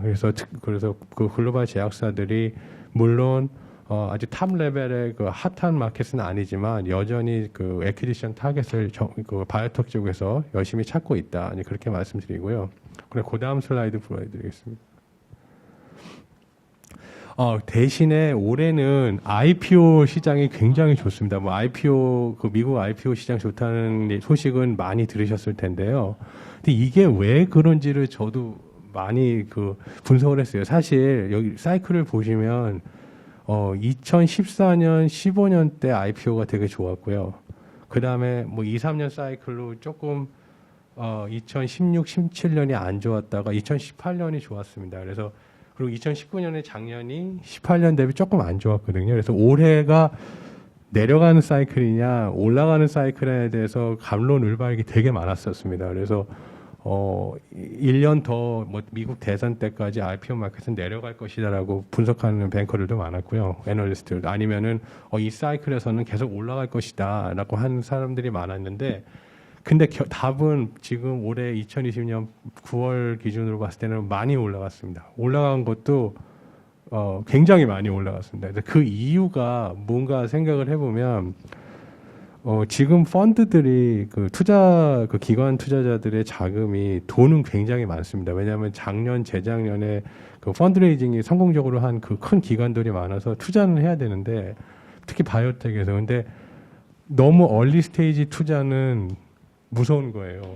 그러니까 그런 기관 투자자들이 조금 레이 스테이지 예를 들어서 뭐 IPO에 직접 투자한다든지 아니면은 내년에 IPO 가는 회사들을 미리 선투자를 한 다음에 IPO까지 투자를 계속 서포트한다든지 이런 경향 때문에 이게 뭐 본의 아니게라고 얘기하면 좀 그렇지만 올해 IPO 시장은 계속 좋습니다. 그래서 이 사이클이 솔직히 언제까지 지속이 될지는 참 전망하기가 어렵습니다. 왜냐하면 올해 여름까지만 됐었어도 IPO는 올해 상반기까지만 좋을 거다. 가을 되면 꺾일 거다. 근데 또 계속 8월 말 9월 달에 IPO 하는 것도 계속 올라가고 있거든요. 그래서 이게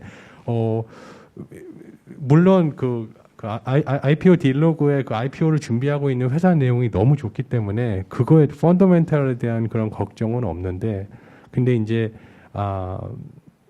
그 자본이 어떻게 움직이느냐. 근데 이런 현상 때문에 아직까지 특히 그 코로나 관련해서 언서튼티가 너무 많기 때문에 이런 대형 펀드들이 이런 IPO나 프리 IPO 마켓에 적극적으로 투자를 해서 아직까지는 IPO 시장이 굉장히 좋았다 설명드리고요. 그 다음 슬라이드 보여드리겠습니다.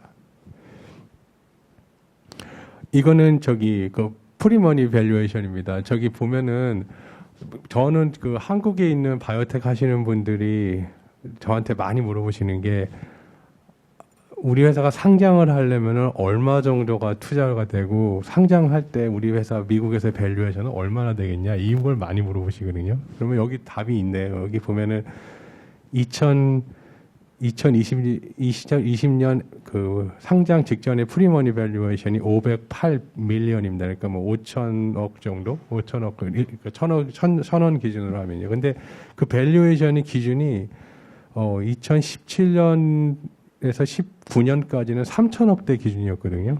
근데 이게 자본이 몰리면서 프리머니 밸류가 5천억대로 올라간 거예요. 이게 아무래도 이거는 특히 또 IPO 시장이기 때문에 그 디맨드가 많으니까 밸류가 끌어올려졌다는 그런 부분이 있으니까 그러니까 혹시라도 한국 바이오텍에서 이제 미국의 나스닥 상장을 중심 목표로 준비하신다면 요 데이터를 좀 참고하셔서 우리 회사가 모르겠습니다. 워낙 그 한국 코스닥 상장 그 시장 밸류가 좋기 때문에 5천억이라는 밸류가 어떻게 보면 작게 느껴지실 수도 있지만은 미국의 올 현재 지금 평균은 508 밀리언 정도고 그거는 지난 3, 4년 대비 많이 올라가 있는 수치다. 이렇게 이해해 주시면 감사하겠고요. 그 다음 페이지 슬라이드 부탁드리겠습니다. 2장 정도 더 있습니다. 요거는 뭐냐면 그 IPO 밸류를 할 때 below, in range, above range인데요. 이거는 이제 뭐라 그러죠? 한국말로 하면 공모가죠. 공모가 산정을 한 다음에 그 마켓 프라이싱을 했을 때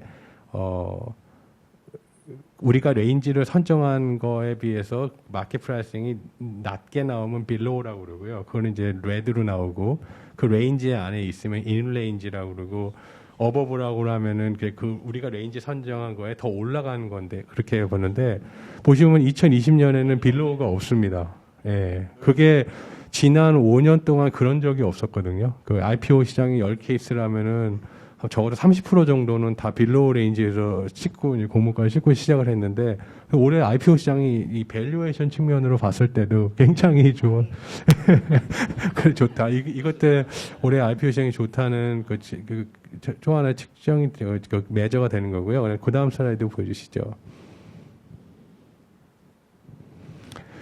요거는 이제 그 저기 IPO 퍼포먼스인데요. 이거는 이제 그 IPO에 들어간 다음에 그 주식 가치가 얼마나 됐느냐. 근데 그래서 진한 파랑 있는 거는 one day after. 그다음에 약간 하늘색으로 돼 있는 거는 one month after. 공모하고 one month after인데 그 리턴을 보면은 one day after에 하루 만에 20 몇 프로죠. 29% 수익이 나고 그 다음에 one month after는 43%인데 이런 적이 지난 몇 년 동안 없었거든요. 그래서 이것도 그 IPO 마켓이 되게 활발하다. 네, 그거를 증명하는 거고요. 그 다음 슬라이드 보여주시죠. 요거는 제가 그 뱅커가 그 설명한 그 올해 그 IPO 한 회사들 리스트한 거니까 뭐 제가 이걸 자세하게 이 시간에 설명드린 건 아닌데 아무튼 이런 회사들이 올해 IPO를 시도를 해서 성공적인 리턴을 투자자들한테 줬고 그다음에 성공적인 IPO를 달성을 했고 그다음에 또 그 뱅커의 얘기로는 그 백로그에 엄청 많은 좋은 스토리를 가진 회사들이 있다. 그래서 물론 그 11월 대선 전후로 해서 지금 많이 올라가 있는 상태고 또 대선 전후로 어설튼티가 있지만은 스토리상으로는 계속 이런 트렌드가 가야 되지 않나 모멘텀이 이렇게 많이 합니다. 그래서 이게 제가 말씀드린 그 자본시장 부분이고요. 그다음에 또 하나는 그 벤처 투자 시장을 제가 잠깐 말씀드리면 그러면은 갈 돈이 자본시장으로 갔으니까 이제 벤처 투자 쪽은 얼리 스테이지 쪽은 많이 안 하느냐? 그건 아닙니다. 그래서 제가 그 커뮤니티 그 저기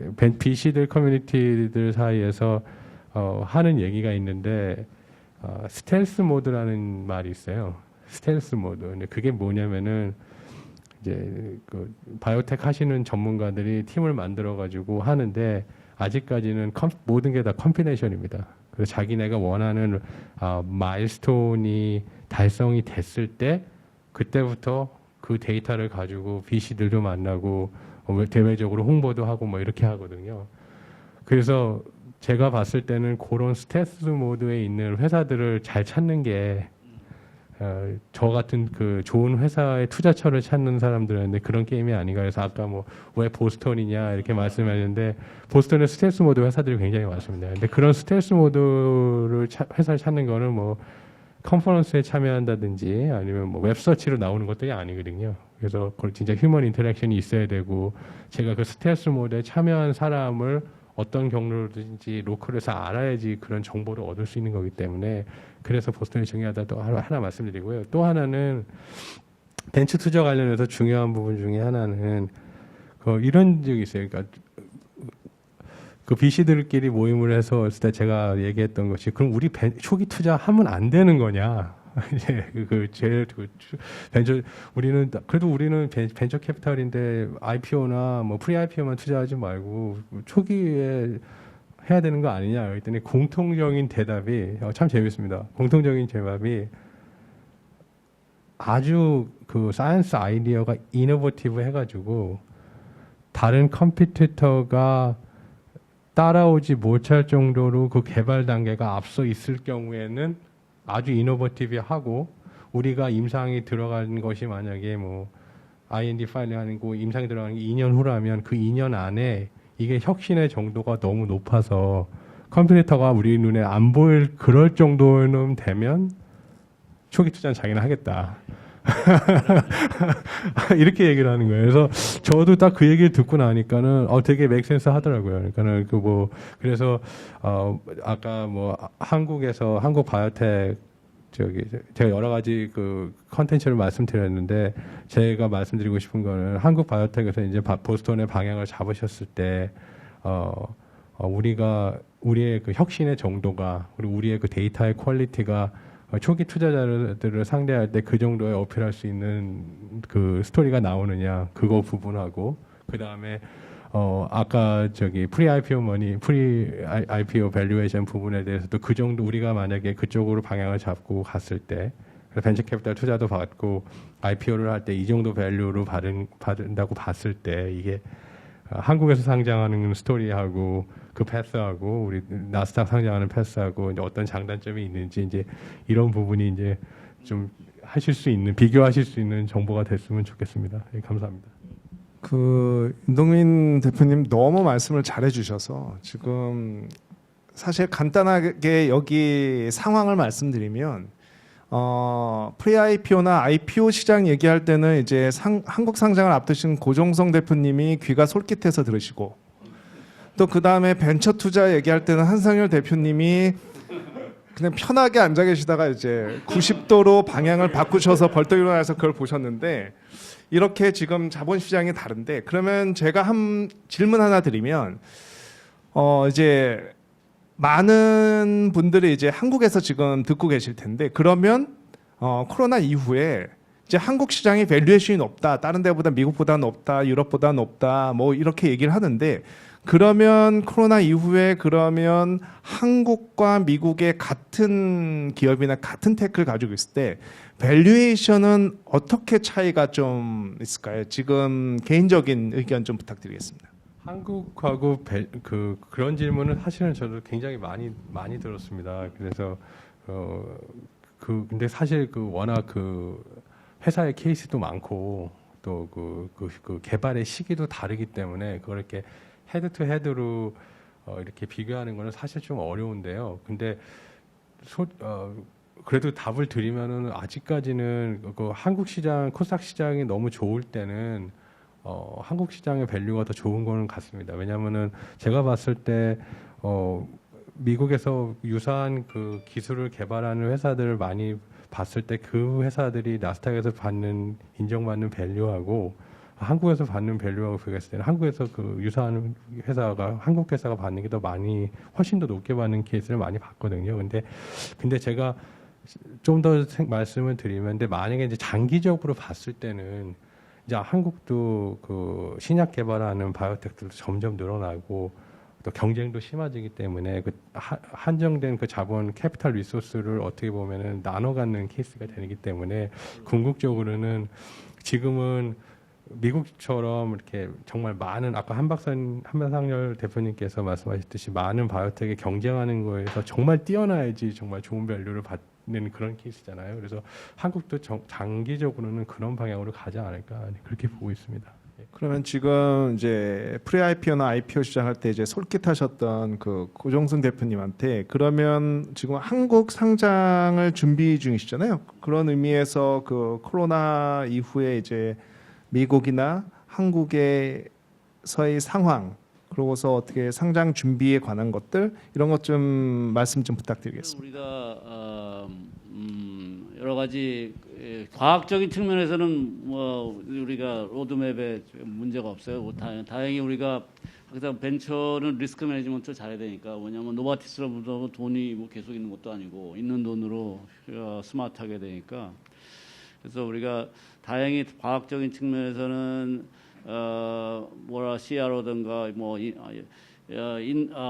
예를 들어서 뭐 차이나가 문제였으면 또 인도로 가고 인도가 문제였으면 차이나 가고 차이나가 문제였으면 크로아티아로 가고 아니면 문제였으면 한국 가고 이제 글로벌 CRO 매니지먼트 정말 잘하셔야 돼요. 우리가 세미 버추얼로 하는데 핵심은 우리가 하고 그다음에 셋업된 거는 이제 예부해서 해서 잘 이제 우리가 매니지를 잘했는데 거기다가 이제 다행히 이제 암 클리니컬 트라이얼은 저기 다른 클리니컬 트라이얼보다 그렇게 지장을 안 받아서 최근에 이제 레드도 이제 다 잘 마치고 이제 10월 8일 날 이제 글로벌 1,000명 이상 들어가는데 그러면 그것도 이제 계획대로 되는데 문제는 이제 자본시장이 아무래도 저희들이 상장을 하려면 기술성 평가돼야 되고 회계 평가돼야 되고 출애굽을 못하니까 그러한 그 파이낸셜 측면에서 우리가 조금은 좀 지연되는 것 같은데 더불어 오히려 이게 기회 같아요. 왜냐하면 그 사이에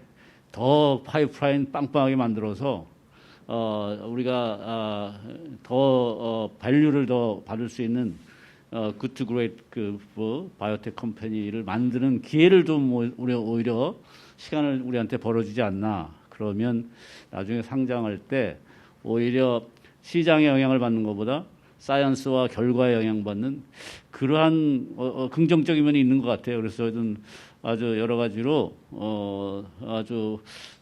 이 코비드 상태를 아주 역으로 우리가 좀 이용해 볼까 합니다. 그 사실 두 가지 좀 질문을 드리고 싶은데 이제 뭐 SK바이오팜도 그랬지만 사실 한국계 기업이 임상 3상 피버털 스터디 그래도 대규모 임상을 한다는 건 굉장히 챌린지한데 그 페이스 3를 하는 게 어떤 의미가 있을까요? 저희 뭐 신문지상에서 저기 들으셨겠지만 사실은 이게 1B를 좀 크게 했는데도 2를 안 하고 피버털 3를 가잖아요. 물론 이 우리 프로젝트는 여러 회사가 인볼브돼서 진짜 아시겠지만 저 제노스코, 오스코테, 유한, J&J 이게 전혀 아주 오케스트라돼서 측면에서 거기다가 임상 결과가 좋으니 저희가 생각하기에는 피보탈로 들어가는 걸 봐서는 아마 전체적인 지금 제가 이제 말씀한 파우치 박사가 말하는 거 있어요. cautiously optimistic. 그래서 어제 이번에 유럽 아마케에서 우리가 20명 100% 오가를 나왔단 말이에요. 그거를 바탕으로 해서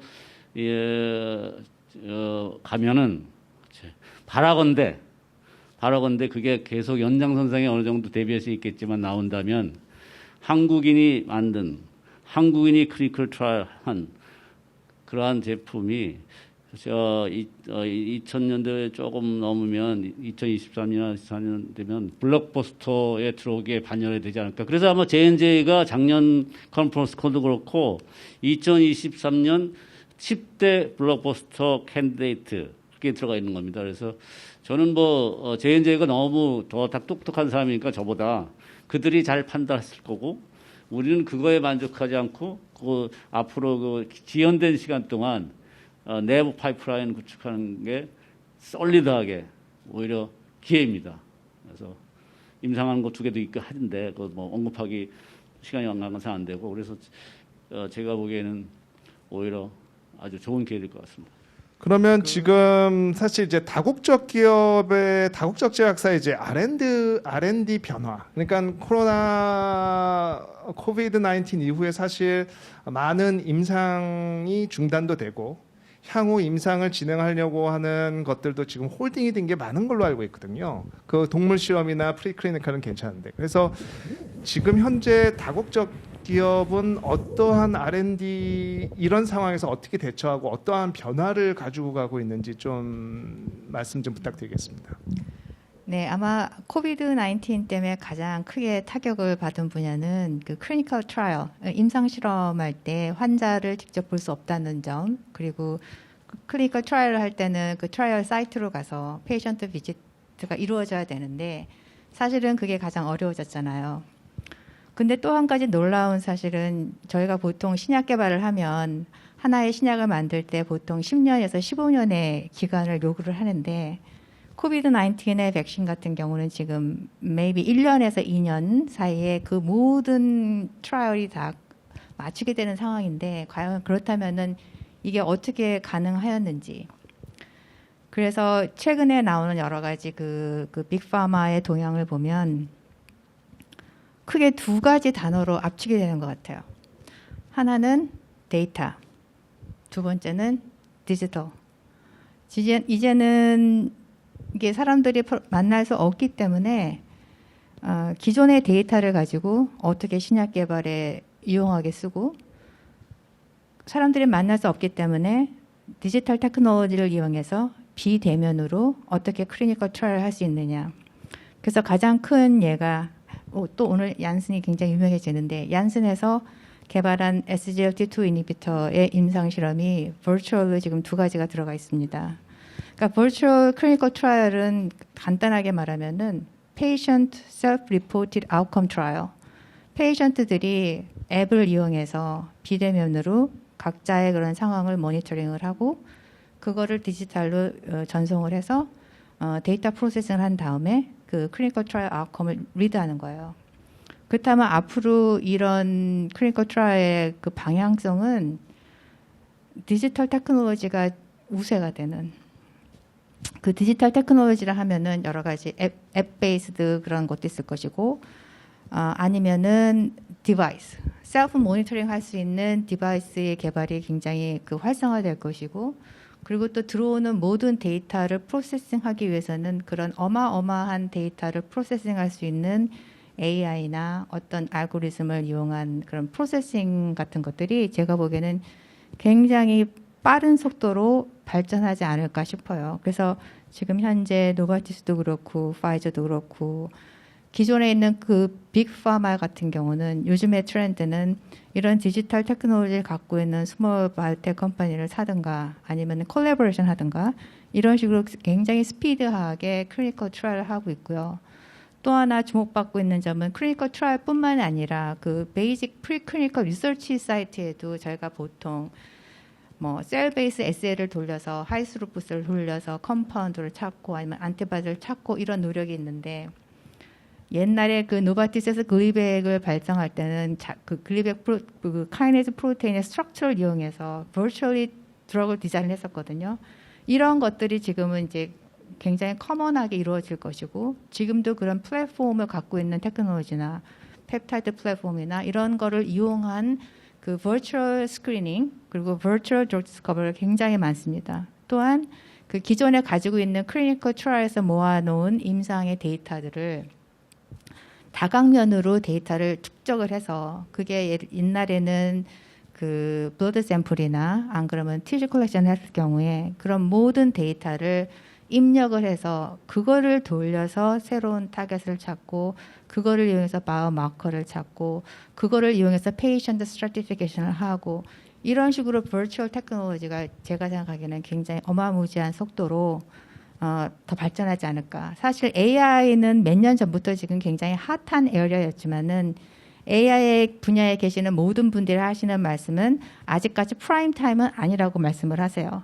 하지만은 이런 코비드 19 상황에 발맞춰서 제가 보기에는 아마도 그런 테크놀로지나 그런 AI 어널라이시즘 알고리즘이나 이런 것들이 아마 무서운 속도로 개발되면서 아마도 프라임 타임을 맞지 않을까. 따라서 이런 테크놀로지에 관련이 있는 IT 쪽에서도 기존에서는 사실 IT 하면은 뭔가 신약 개발과 뒤떨어진다고 생각했지만은 지금은 정말 핸드 인 핸드 같이 발맞춰서 이런 IT 텍과 바이올로지가 접목되는 또 신약 개발의 그런 신약 개발을 위해서는 it takes a village라는 말 하잖아요. 그 village에 이제는 IT도 확연한 자리를 갖고 같이 함께 신약 개발을 하지 않을까. 그래서 제가 생각하는 그런 빅파마에서의 트렌드는 지금은 테크놀로지도 디지털화. 그래서 아마도 모든 분들의 셀폰을 이용한 셀프 리포팅 시스템이 발전할 것이고 그렇다면은 사실 셀폰을 만드시는 분들도 이런 거를 염두에 둬야 될 것 같아요. 사실 그 질병으로 죽는 가장 넘버원 디지즈는 카디오바스큘러 디지즈입니다. 그렇다면은 카디오바스큘러 디지즈는 나이 드신 분들이 많이 걸리는데 사실 나이 드신 분들이 셀폰을 이용한 어떤 앱을 활용한다든가 이런 테크놀로지를 이용한다는 건 사실 그렇게 쉽지는 않은 문제예요. 그렇다면은 이런 분들을 위해서 얼마나 쉽게 그 앱을 사용하고 셀프 리포팅 할 수 있는 거가 필요한지 여기에 걸맞는 아마 셀폰도 제작이 될 것이고 그러니까 제가 보기에는 이런 코비드 19 때문에 이런 드럭 디스커버리 에어리아도 굉장히 많은 변화를 가지고 오고 있다고 봅니다. 그럼 지금 클리니컬 스터디에 대해서 좀 한 가지 질문을 드리겠는데 클리니컬 스터디에 대해서 좀 말씀을 해주셨는데 프리 클리니컬로 비임상 같은 경우에는 지금 임상하기가 좀 쉽지 않으면 사실 영장류라든지 멍키라든지 이래서 영장류 실험 비임상이 좀 더 늘어날까요? 더 애큐러시를 더 임상으로 들어가기 전에 더 높이기 위해서요? 그거는 그렇지 않다고 봐요, 저는. 네. 네. 왜냐하면 아무리 멍키까지 간다 하더라도 휴먼이죠, 휴먼. 사람한테 가는 거는 완전히 틀리고요. 그리고 멍키 스타디 자체 사실 꽤 싸지 않아요.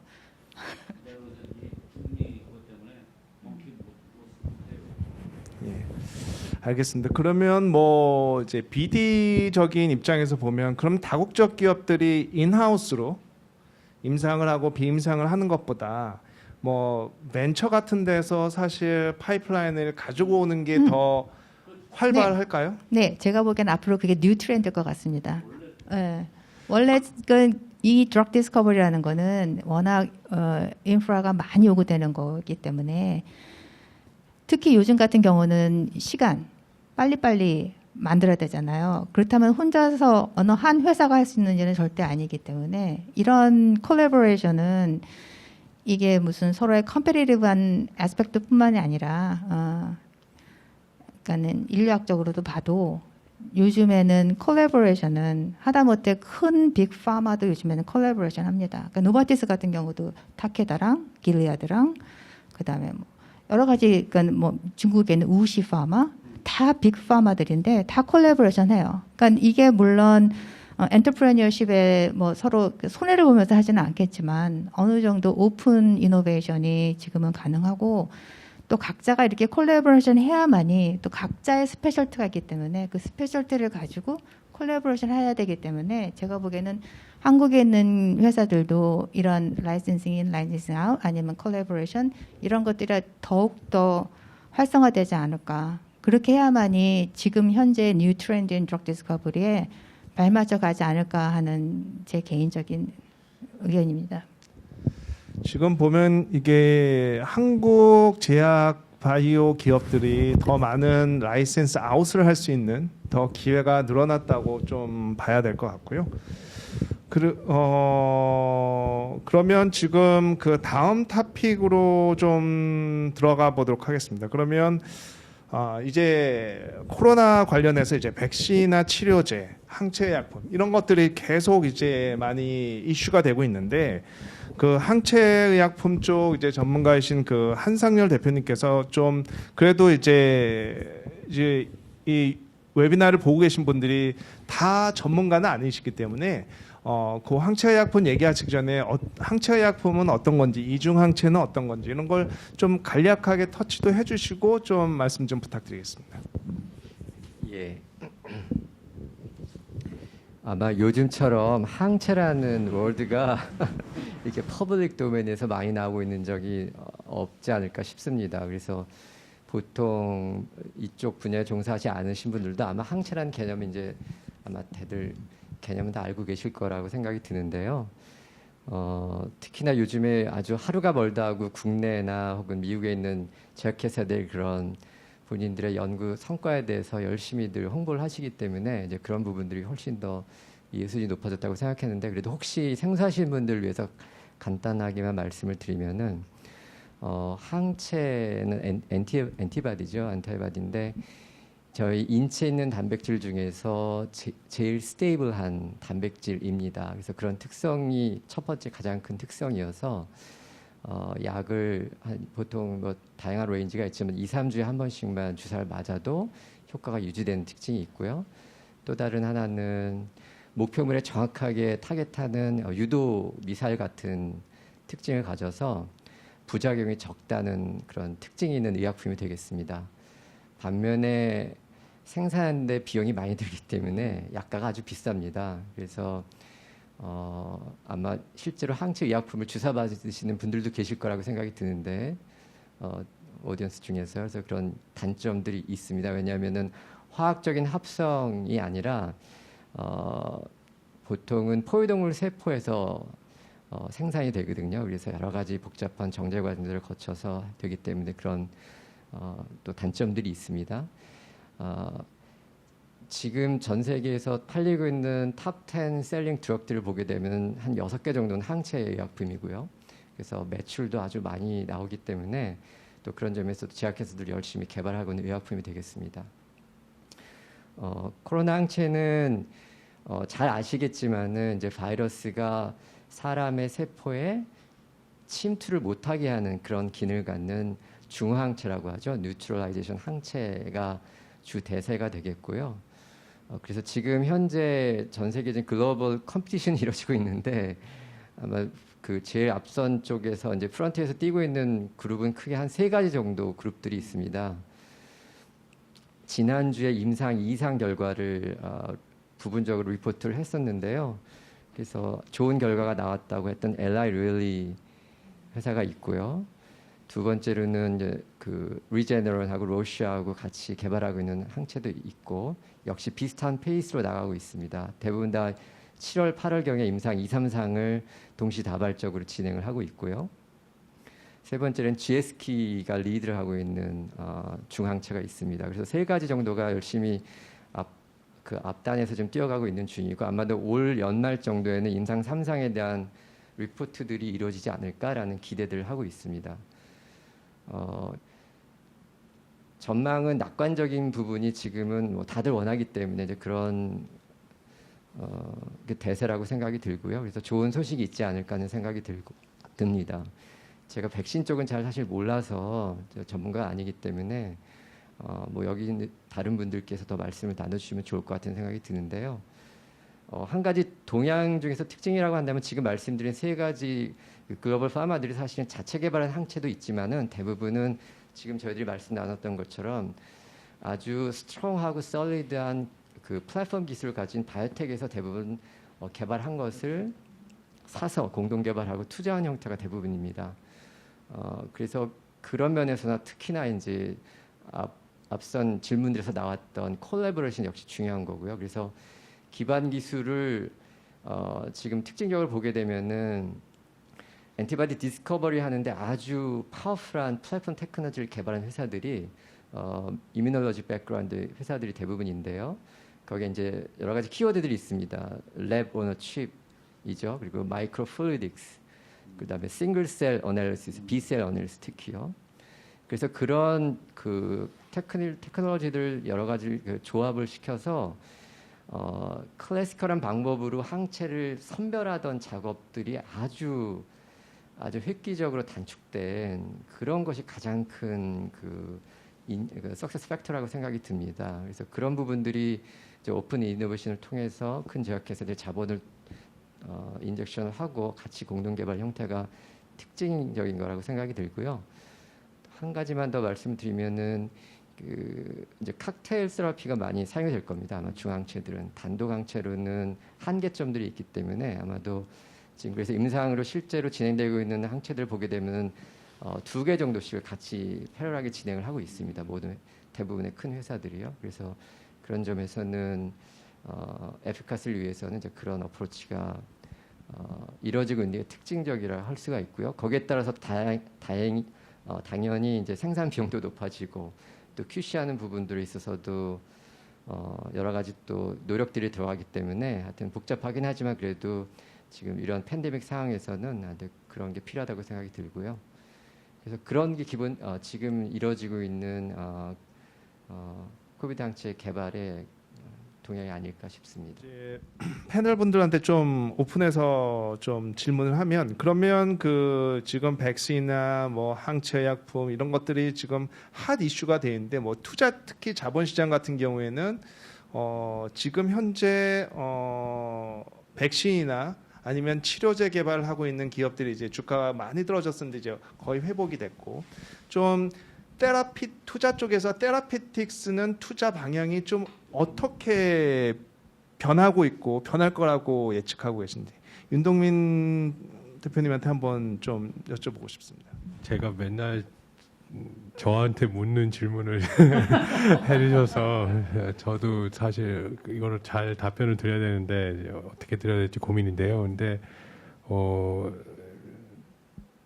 굳이 제가 기억을 지난 올해 코로나 전으로 해서 되짚어 보면은 일단 코로나 코비드-19 막 생겼을 때 올해 봄쯤에는 저가 만나는 회사들이 자기네들 개발 파이프라인에 그게 뭐 항체 회사든 뭐 스몰 몰레큘 회사든 어떤 메커니즘을 가는 회사든 그 코비드-19 프로그램을 다 이렇게 넣었었어요. 그래서 우리도 이제 코비드-19 타겟하는 약을 개발을 할 거다. 그리고 이게 워낙 FDA에서 빨리 승인을 내줄 것 같은 그런 레귤레터리 패스웨이가 빨리 될 것 같은 거기 때문에 그런 거가 이제 투자자들한테 이제 약간 어트랙티브한 그 파이프라인 구성이 됐었는데 그 이후에 이제 뭐 길리아드 약도 나오고 뭐 모데나도 나오고 또 뭐 다국적 제약사들이 붙다 보니까는 이 벤처 투자 측면에서 봤을 때는 더 이상은 바이오텍 파이프라인에 코비드-19 프로그램을 넣는 게 더 이상 유니크하지 않은 지금 그런 상황이 돼서 오히려는 다시 옛날 비포 코비드로 이렇게 돌아가지 않나 그렇게 생각이 들고요. 그다음에 그럼 어떤 쪽을 찾느냐? 답은 아주 쉬운 답은 아주 혁신적인 거를 찾고 있는데요. 근데 혁신적인 게 딴 게 아니라 기존까지 어프로치에서는 할 수 없었던 것들을 가능하게 하는 그런 기술들이 뭐 예를 들면은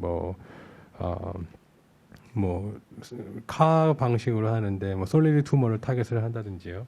아니면 또 카티의 가장 큰 그 문제점인 오토로거스나 알로지니 그 부분을 해결할 수 있는 방법이라든지 아니면은 그 릴랩스 캔서를 타겟할 수 있는 그런 뭐 새로운 접근 방법이라든지 이러는 좀 기존 정권으로는 불가능한 것들을 사이언티픽하게 가능하게 구현할 수 있는 그런 기술들에 많이 저뿐만 아니라 저 같은 그런 특히 또 얼리 스테이지에 투자하시는 분들은 아까 제가 말씀드렸잖아요. 이 기술이 임상 갈 때까지 컴퓨터가 못 따라오게 할 수 있는 그런 기술들 그런 것들을 많이 열심히 찾고 있지 않나 이제 그렇게 생각이 듭니다. 그러면 이제 결론적으로 이제 한국 기업들이 이러한 시대에 어떻게 대처하고 어떠한 전략으로 가야 되는지 그래서 하나는 이제 산업계와 또 한 군데는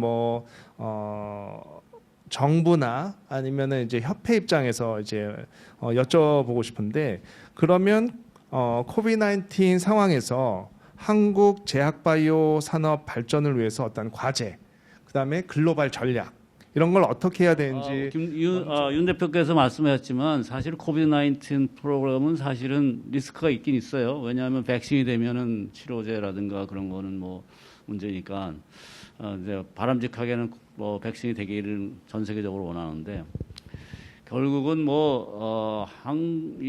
다시 백투 옛날로 돌아간다면 결국은 에어리어는 저는 사이언티픽 측면에서 고가 정밀화학 아픔이죠. 레어 디지즈 그다음에 뮤테이션 생긴 여러 가지 우리가 기존 모달리티로 할 수 없는 캔서 그다음에 이뮤놀로지 왜냐하면 코비드-19도 어차피 나중에 폐에 관계되는 거니까 폐에 관련은 여러 가지 파이브로시스라든가 그다음에 폐에 관련된 이뮤놀로지컬 어프로치 이런 것이 이제 중요할 것 같고요. 그래서 제가 미생물도 하고 마이크로바이옴도 하고 이렇게 쭉 근데 우리나라가 가장 좀 가끔씩 하다 조언하고 싶으면 유행 따라서 신약 개발하지 않았으면 좋겠다는 생각이 들었어요. 왜냐하면 펀드 있는데 리서치하는 건 좋은데 우리가 결국은 우리가 상품을 하려면 프로덕트가 나와야 되잖아요. 그러면 그냥 아주 인텐스하게 엣지가 있게 파고들어야지 어떤 나라 경쟁력이 있는 거죠. 그래서 가끔씩 하다가 이제 트렌드를 많이 타는 그러한 제약 신약 개발 부담도 자기가 잘할 수 있는 스페셜티 있는 그 부분. 그다음에 반대할 사람도 있겠지만 우리가 당뇨 이런 거는 이제 프라이싱이 문제잖아요. 아무리 좋은 약이라도 1년에 6,000불 이상이나 들면 안 먹는단 말이죠. 그게 대표적인 게 PKS9인가요? PSK9인가요?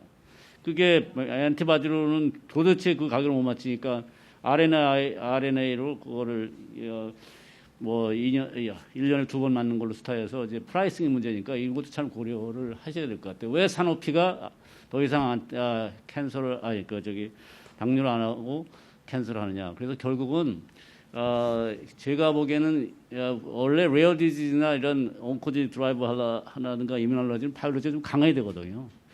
그래서 제가 한국의 사람들한테 말씀드리고 싶은 것은 제약업계 특히 스트롱 인비트로 인비보 바이올로지컬 드럭 디스커버리 파마콜로지라든가 그 베이직 리서치에 진짜 이제는 세계적인 강국이 되려면 거기에 그냥 깊숙이 파는 그래서 케미스트리나 후단 사람들이 그거를 구현시키는 저는 이런 정책이 좀 필요할 것 같아요. 지금 최근에 보면 5개년 제약에 마이크로바이옴 이 넘버원 이렇게 쫙 하는데 좀 더 잘 생각해서 현장의 목소리를 들어서 정책을 수립했으면 저는 바람이 있습니다. 예. 네, 제가 감히 한국 제약업계에 계신 분들께 어떤 말씀을 드리는 건 그럴 것 같고요. 스피드 경영을 하시는 부분이 참 이렇게 놀라운 것 같습니다. 지금 코로나 사태에서 그렇게 임기응변력이 아주 뛰어나게 대응하셔서 진단 시장에서는 아주 탁월한 성과들을 얻으셨잖아요.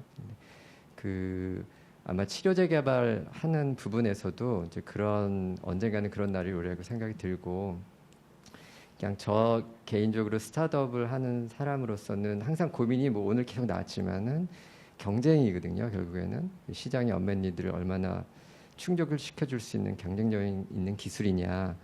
그런 면에서는 어떤 규모의 경쟁을 하거나 지금 구 대표님께서 말씀하셨던 대로 이렇게 남들 다 하니까 하는 그런 방식으로는 저희 같은 회사는 살아남을 수가 없습니다. 그래서 정말로 스트롱하게 하나의 기술, 제대로 된 기술을 갖자라는 게 사실 너무너무 중요한 미션이고요. 저희한테는. 아까도 말씀드렸지만은 전 세계에서 정말 뛰어난, 이래서 항체 경우만 봐더라도 플랫폼 테크놀로지를 가지고 있는 아주 큰 제약회사들이 대부분의 기술은 많이 다 가지고 있습니다. 그런데 그런 상황에서 작은, 규모도 작고 연구 경험도 더 짧고 바이올로지에 대한 언더스탠딩도 더 샬로한 우리로서는 어떻게 해야 되나라는 게 사실 너무너무 큰 숙제인데요. 기술 개발밖에 없는 것 같아요. 큰 제약회사는 반면에 저희들은 유연성이 있고 의사결정이 빠를 수 있는 그런 장점들이 있기 때문에 그런 점들을 반영하게 되면은 리소스를 잘 배분해서 집중해서 한쪽을 환우물을 파면은 물론 어떤 분들은 요즘 시대는 열우물 같이 파야 된다고 하기도 하는데 저희 바이오텍 같은 경우 입장에서는 정말로 한 가지 기술을 개발했을 때 그 밸류가 회사의 밸류가 되거든요.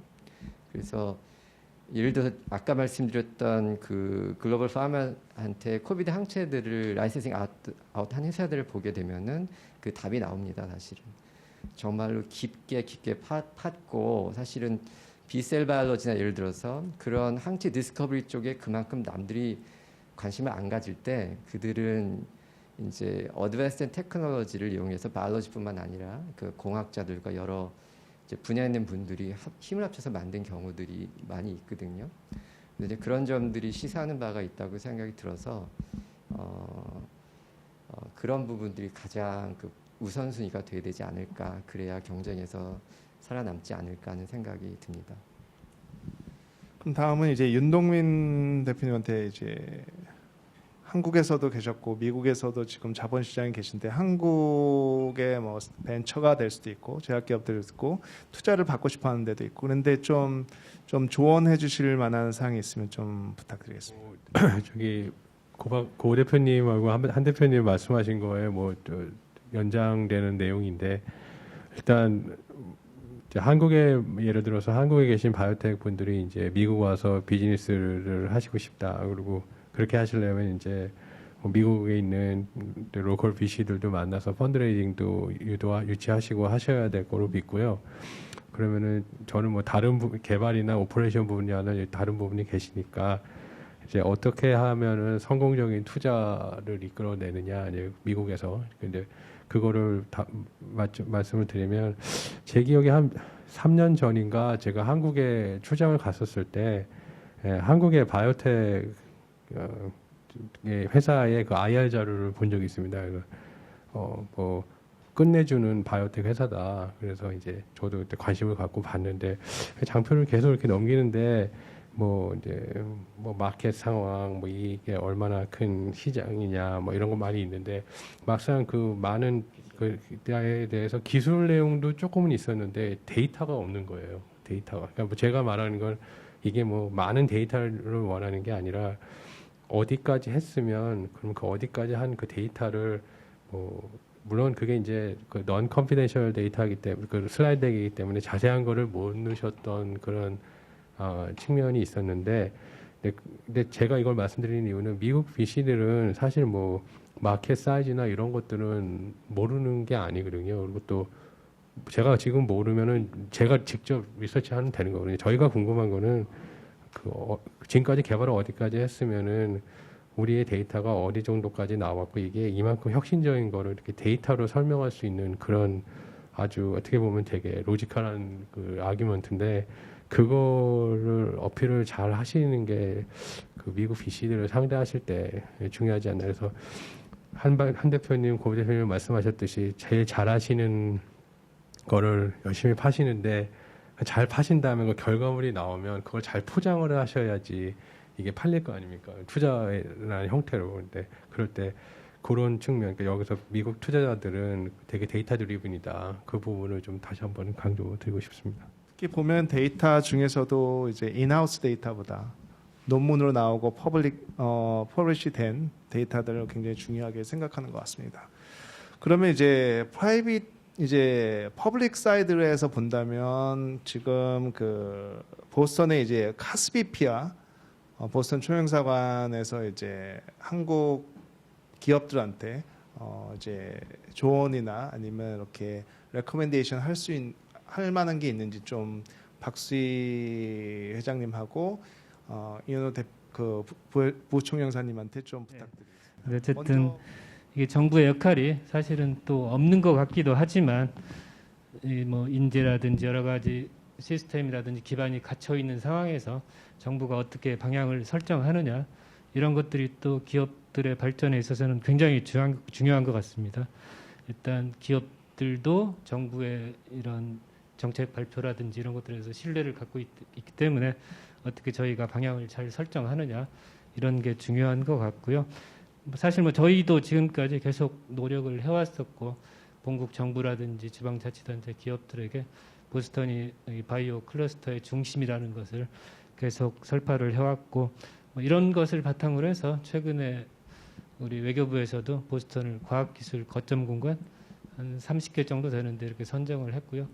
아까 말씀드렸다시피 과학기술부에서도 뭐 보건복지부에서 보건산업진흥원 지사를 뭐 이쪽 보스턴으로 옮기기로 했습니다.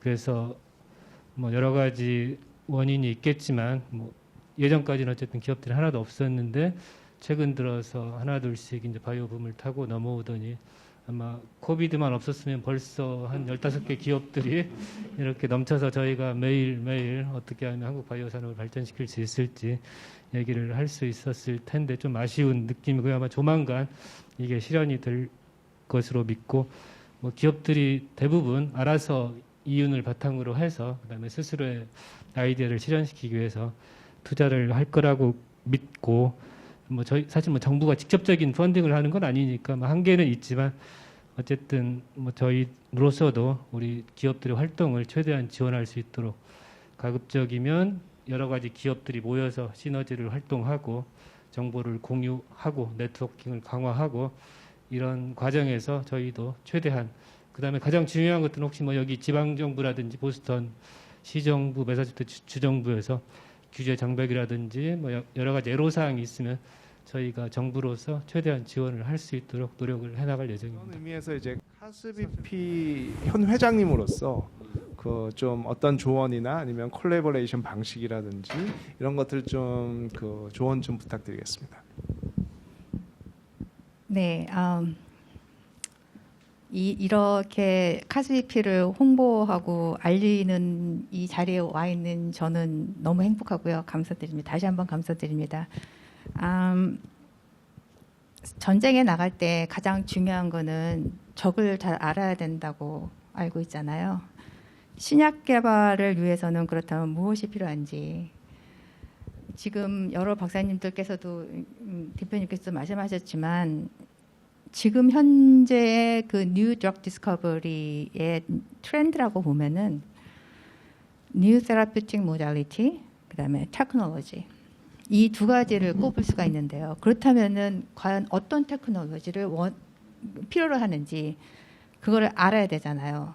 어떠한 테크놀로지가 필요하고 예를 들어서 우리가 기존에 뭐 스몰 모레큘이 아닌 어떤 새로운 방법으로 신약을 개발한다면 과연 어떠한 방법이 그러니까 적당한지 테크놀로지도 예를 들어서 굉장히 많은 테크놀로지 있고 플랫폼도 굉장히 많은 플랫폼이 있는데 그러면 이 많은 것들 중에 어떤 거에 포커스를 해야지 과연 우리가 이 굉장히 컴피티티브한 드럭 디스커버리에 살아날 수 있느냐 결국에는 정보 싸움이라고 저는 봅니다. 그렇다면은 이런 모든 그 뉴 트렌드나 뉴 테크놀로지나 뉴 테라피틱 모달리티를 이해하려면 커뮤니케이션 다시 coming back to the ground인데 커뮤니케이션이 가장 중요하고 저희가 처음에 말씀드렸듯이 저희 한미제약인 협회는 굉장히 많은 전문 지식의 회원들로 모여 있는 단체이기 때문에 한국에 계신 분들이나 아니면 신약 개발에 관심 있는 모든 분들에게 저희의 이런 모임을 이용하시면 어떤 정보 교환이나 콜라보레이션이나 그리고 또 그 직접 필드에서 일하고 계시는 분들과의 소통을 통해서 어떤 테크놀로지가 중요하고 어떤 모달리티가 중요한지를 이해할 수 있는 그런 장으로 인식해 주셨으면 굉장히 감사하겠습니다. 저희가 아까 말씀드렸듯이 1,700명에 가까운 회원들이 있고 미국 전체 7개의 지부가 있고 이 지부의 각각의 그 로케이션에 맞는 예를 들어 샌프란시스코나 시카고, 뉴저지, 워싱턴 DC, 버스턴 이런 모든 거를 보면은 워싱턴 DC는 누구나가 잘 알다시피 FDA가 있고요. 거기에 따른 Regulatory Affair에 굉장히 스트롱한 장점이 있고 샌프란시스코 같은 경우는 IP, 그러니까 바이오텍의 굉장히 커다란 허브고 실리콘밸리가 있고 이런 여러 가지 장점들이 있는데 이거를 충분히 이용해서 여러분들이 원하는 인포메이션과 여러분들을 인하는 네트워킹 그런 거를 활용해 주시면 저희 그 단체를 대표하는 저희 입장에서는 굉장히 감사하겠습니다. 저희 단체 또한 요즘에 코비드 19으로 인해서 새로운 뉴 트렌드가 생겨났는데 그거는 디지털 테크놀로지입니다. 사실 기존에 있는 저희 모든 회원분들은 그 신약 개발의 모든 단계에 다 인볼브를 하고 계시지만은 이런 디지털 테크놀로지나 IT 쪽에서는 사실 그렇게 회원분들이 많지 않으세요. 그러니까 저희 단체에서도 좀 더 액티브하게 그런 회원들을 리크루트하고 또한 이런 현대의 그 비대면 시대를 맞이하여 어떠한 식으로 신약 개발을 할 수 있을지 그런 어떤 맨파워도 좀 활용해서 앞으로 좀 더 넓은 신약 개발의 다양한 분야를 포용하고 그런 각각에 맞는 분야의 회원분들과 또 이런 모든 분들을 원하시는 단체와 기관과 회사들과 함께 콜라보레이션 하기를 원합니다. 그래서 마지막으로 이런 하나의 홍보 차원에서 저희 10월 29일부터 31일까지 카스위피 Virtual Symposium 저 이번 주제는 New Therapeutic Modality입니다. 여러분들의 많은 관심 부탁드리고요. 또 들어오셔서 이런 그런 네트워킹과 그 러닝의 장이 될 수 있는 그런 모임이 되기를 부탁드리겠습니다. 감사합니다. 네? 디너, 네. 그거는 보스턴 챕터의 액티비티 중에 하나의 디너 앤 런이 있는데 이것 또한 그 먼슬리 미팅이에요. 디너 앤 런 같은 경우는 신약 개발의 모든 분야를 광활하게 포함해서 각각의 주제를 가지고 신약 개발에 대한 그런 배움의 장을 만들고 있는데 이거는 이제 보스턴 챕터의 메인 액티비티고 지금 현재 버추얼로 진행되고 있기 때문에 제가 안 인포메이션이라면은 오픈 투 에브리원이라고 알고 있습니다. 그렇기 때문에 회원으로 가입해 주시면 언제든지 보스턴 챕터의 그 디너 앤 런 세미나 시리즈도 참석하실 수 있습니다. 이것으로 코비드 시대 제약 바이오 산업 변화와 대응 전략에 대한 패널 토론을 마치도록 하겠습니다. 마지막으로 부총연사님 매진말 좀 부탁드리겠습니다. 매진 말이라고는 그렇고 저는 한번 좀 사고의 전환을 한번 좀 생각해 보자고 하고 싶은데요.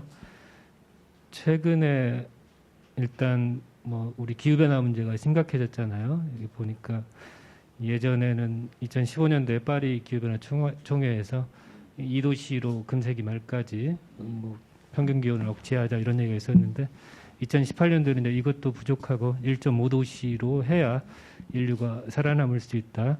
이런 특별 보고서를 채택한 적이 있습니다. 그런데 그 전까지는 사실 우리 시민들한테 기후변화 문제가 와닿지가 않았었습니다. 그런데 최근 들어서 호주에서 산불도 일어나고 캘리포니아에서도 유례 없이 이렇게 산불이 재앙처럼 번져가고 아시아에서도 폭우 이런 게 있었는데 아마 이게 점점 더 심각해질 것 같습니다. 보면 시베리아의 영구 동토층 퍼머프로스트라고 하는데 이게 녹기 시작하면 이제 가속화될 거라고 하거든요. 기후변화 원인에 대해서도 여러 가지 이제 사람들이 원인을 지목하고 있는데 생물 다양성이라든지 생태계가 파괴되고 야생동물 밀수가 많아지고 여러 가지 이유가 있는데 뭐 이런 것들이 사실은 이제 우리 제약업계한테는 사실 기회가 들지 않을까 이런 생각이 듭니다. 이게 뭐 1도시 뭐 변하는 것만 해도 이게 사실 뭐 별로 다가오지는 않는 것 같은데 보면 우리 특정 지역별로 보면 엄청나거든요. 근데 그러다 보면 온도가 조금씩 올라감에 따라서 뭐 전염병의 진짜 판도라 상자가 열리는 거 아닌가 이런 얘기가 오는데 제약 바이오 업계들이 뭐 기후 변화하고 전염병 보건 문제가 이제 더블 크라이시스가 되는데 이런 상황을 인식을 하면 뭐 미래를 잘 대처하는 자에게 뭐 미래가 있다고 하듯이 뭐 충분히 잘 인식을 하시고 미리 준비를 하면 오히려 이쪽에게는 더 도움이 되지 않을까 싶고요. 여러 가지 보스턴에서 뭐 기회가 많이 열린 것 같은데 앞으로 어쨌든 잘 서로 간에 상호 간에 협력하시고 시너지를 형성하시고 기존에 하시는 일들 잘 뭐 성공을 시켜가지고 우리 보스턴이 정말로 우리 한국 바이오 업계들에게도 새로운 기회의 땅이 될 수 있도록 잘 준비를 해주셨으면 감사하겠습니다. 이것으로 이제 코비드 시대 제약 바이오 산업 변화와 대응 전략의 웨비나를 마치도록 하겠습니다. 끝까지 여기 2시간 동안 이렇게 패널 토론해 주신 그 패널 분들과 끝까지 웨비나를 시청해 주신 모든 분들께 감사드립니다.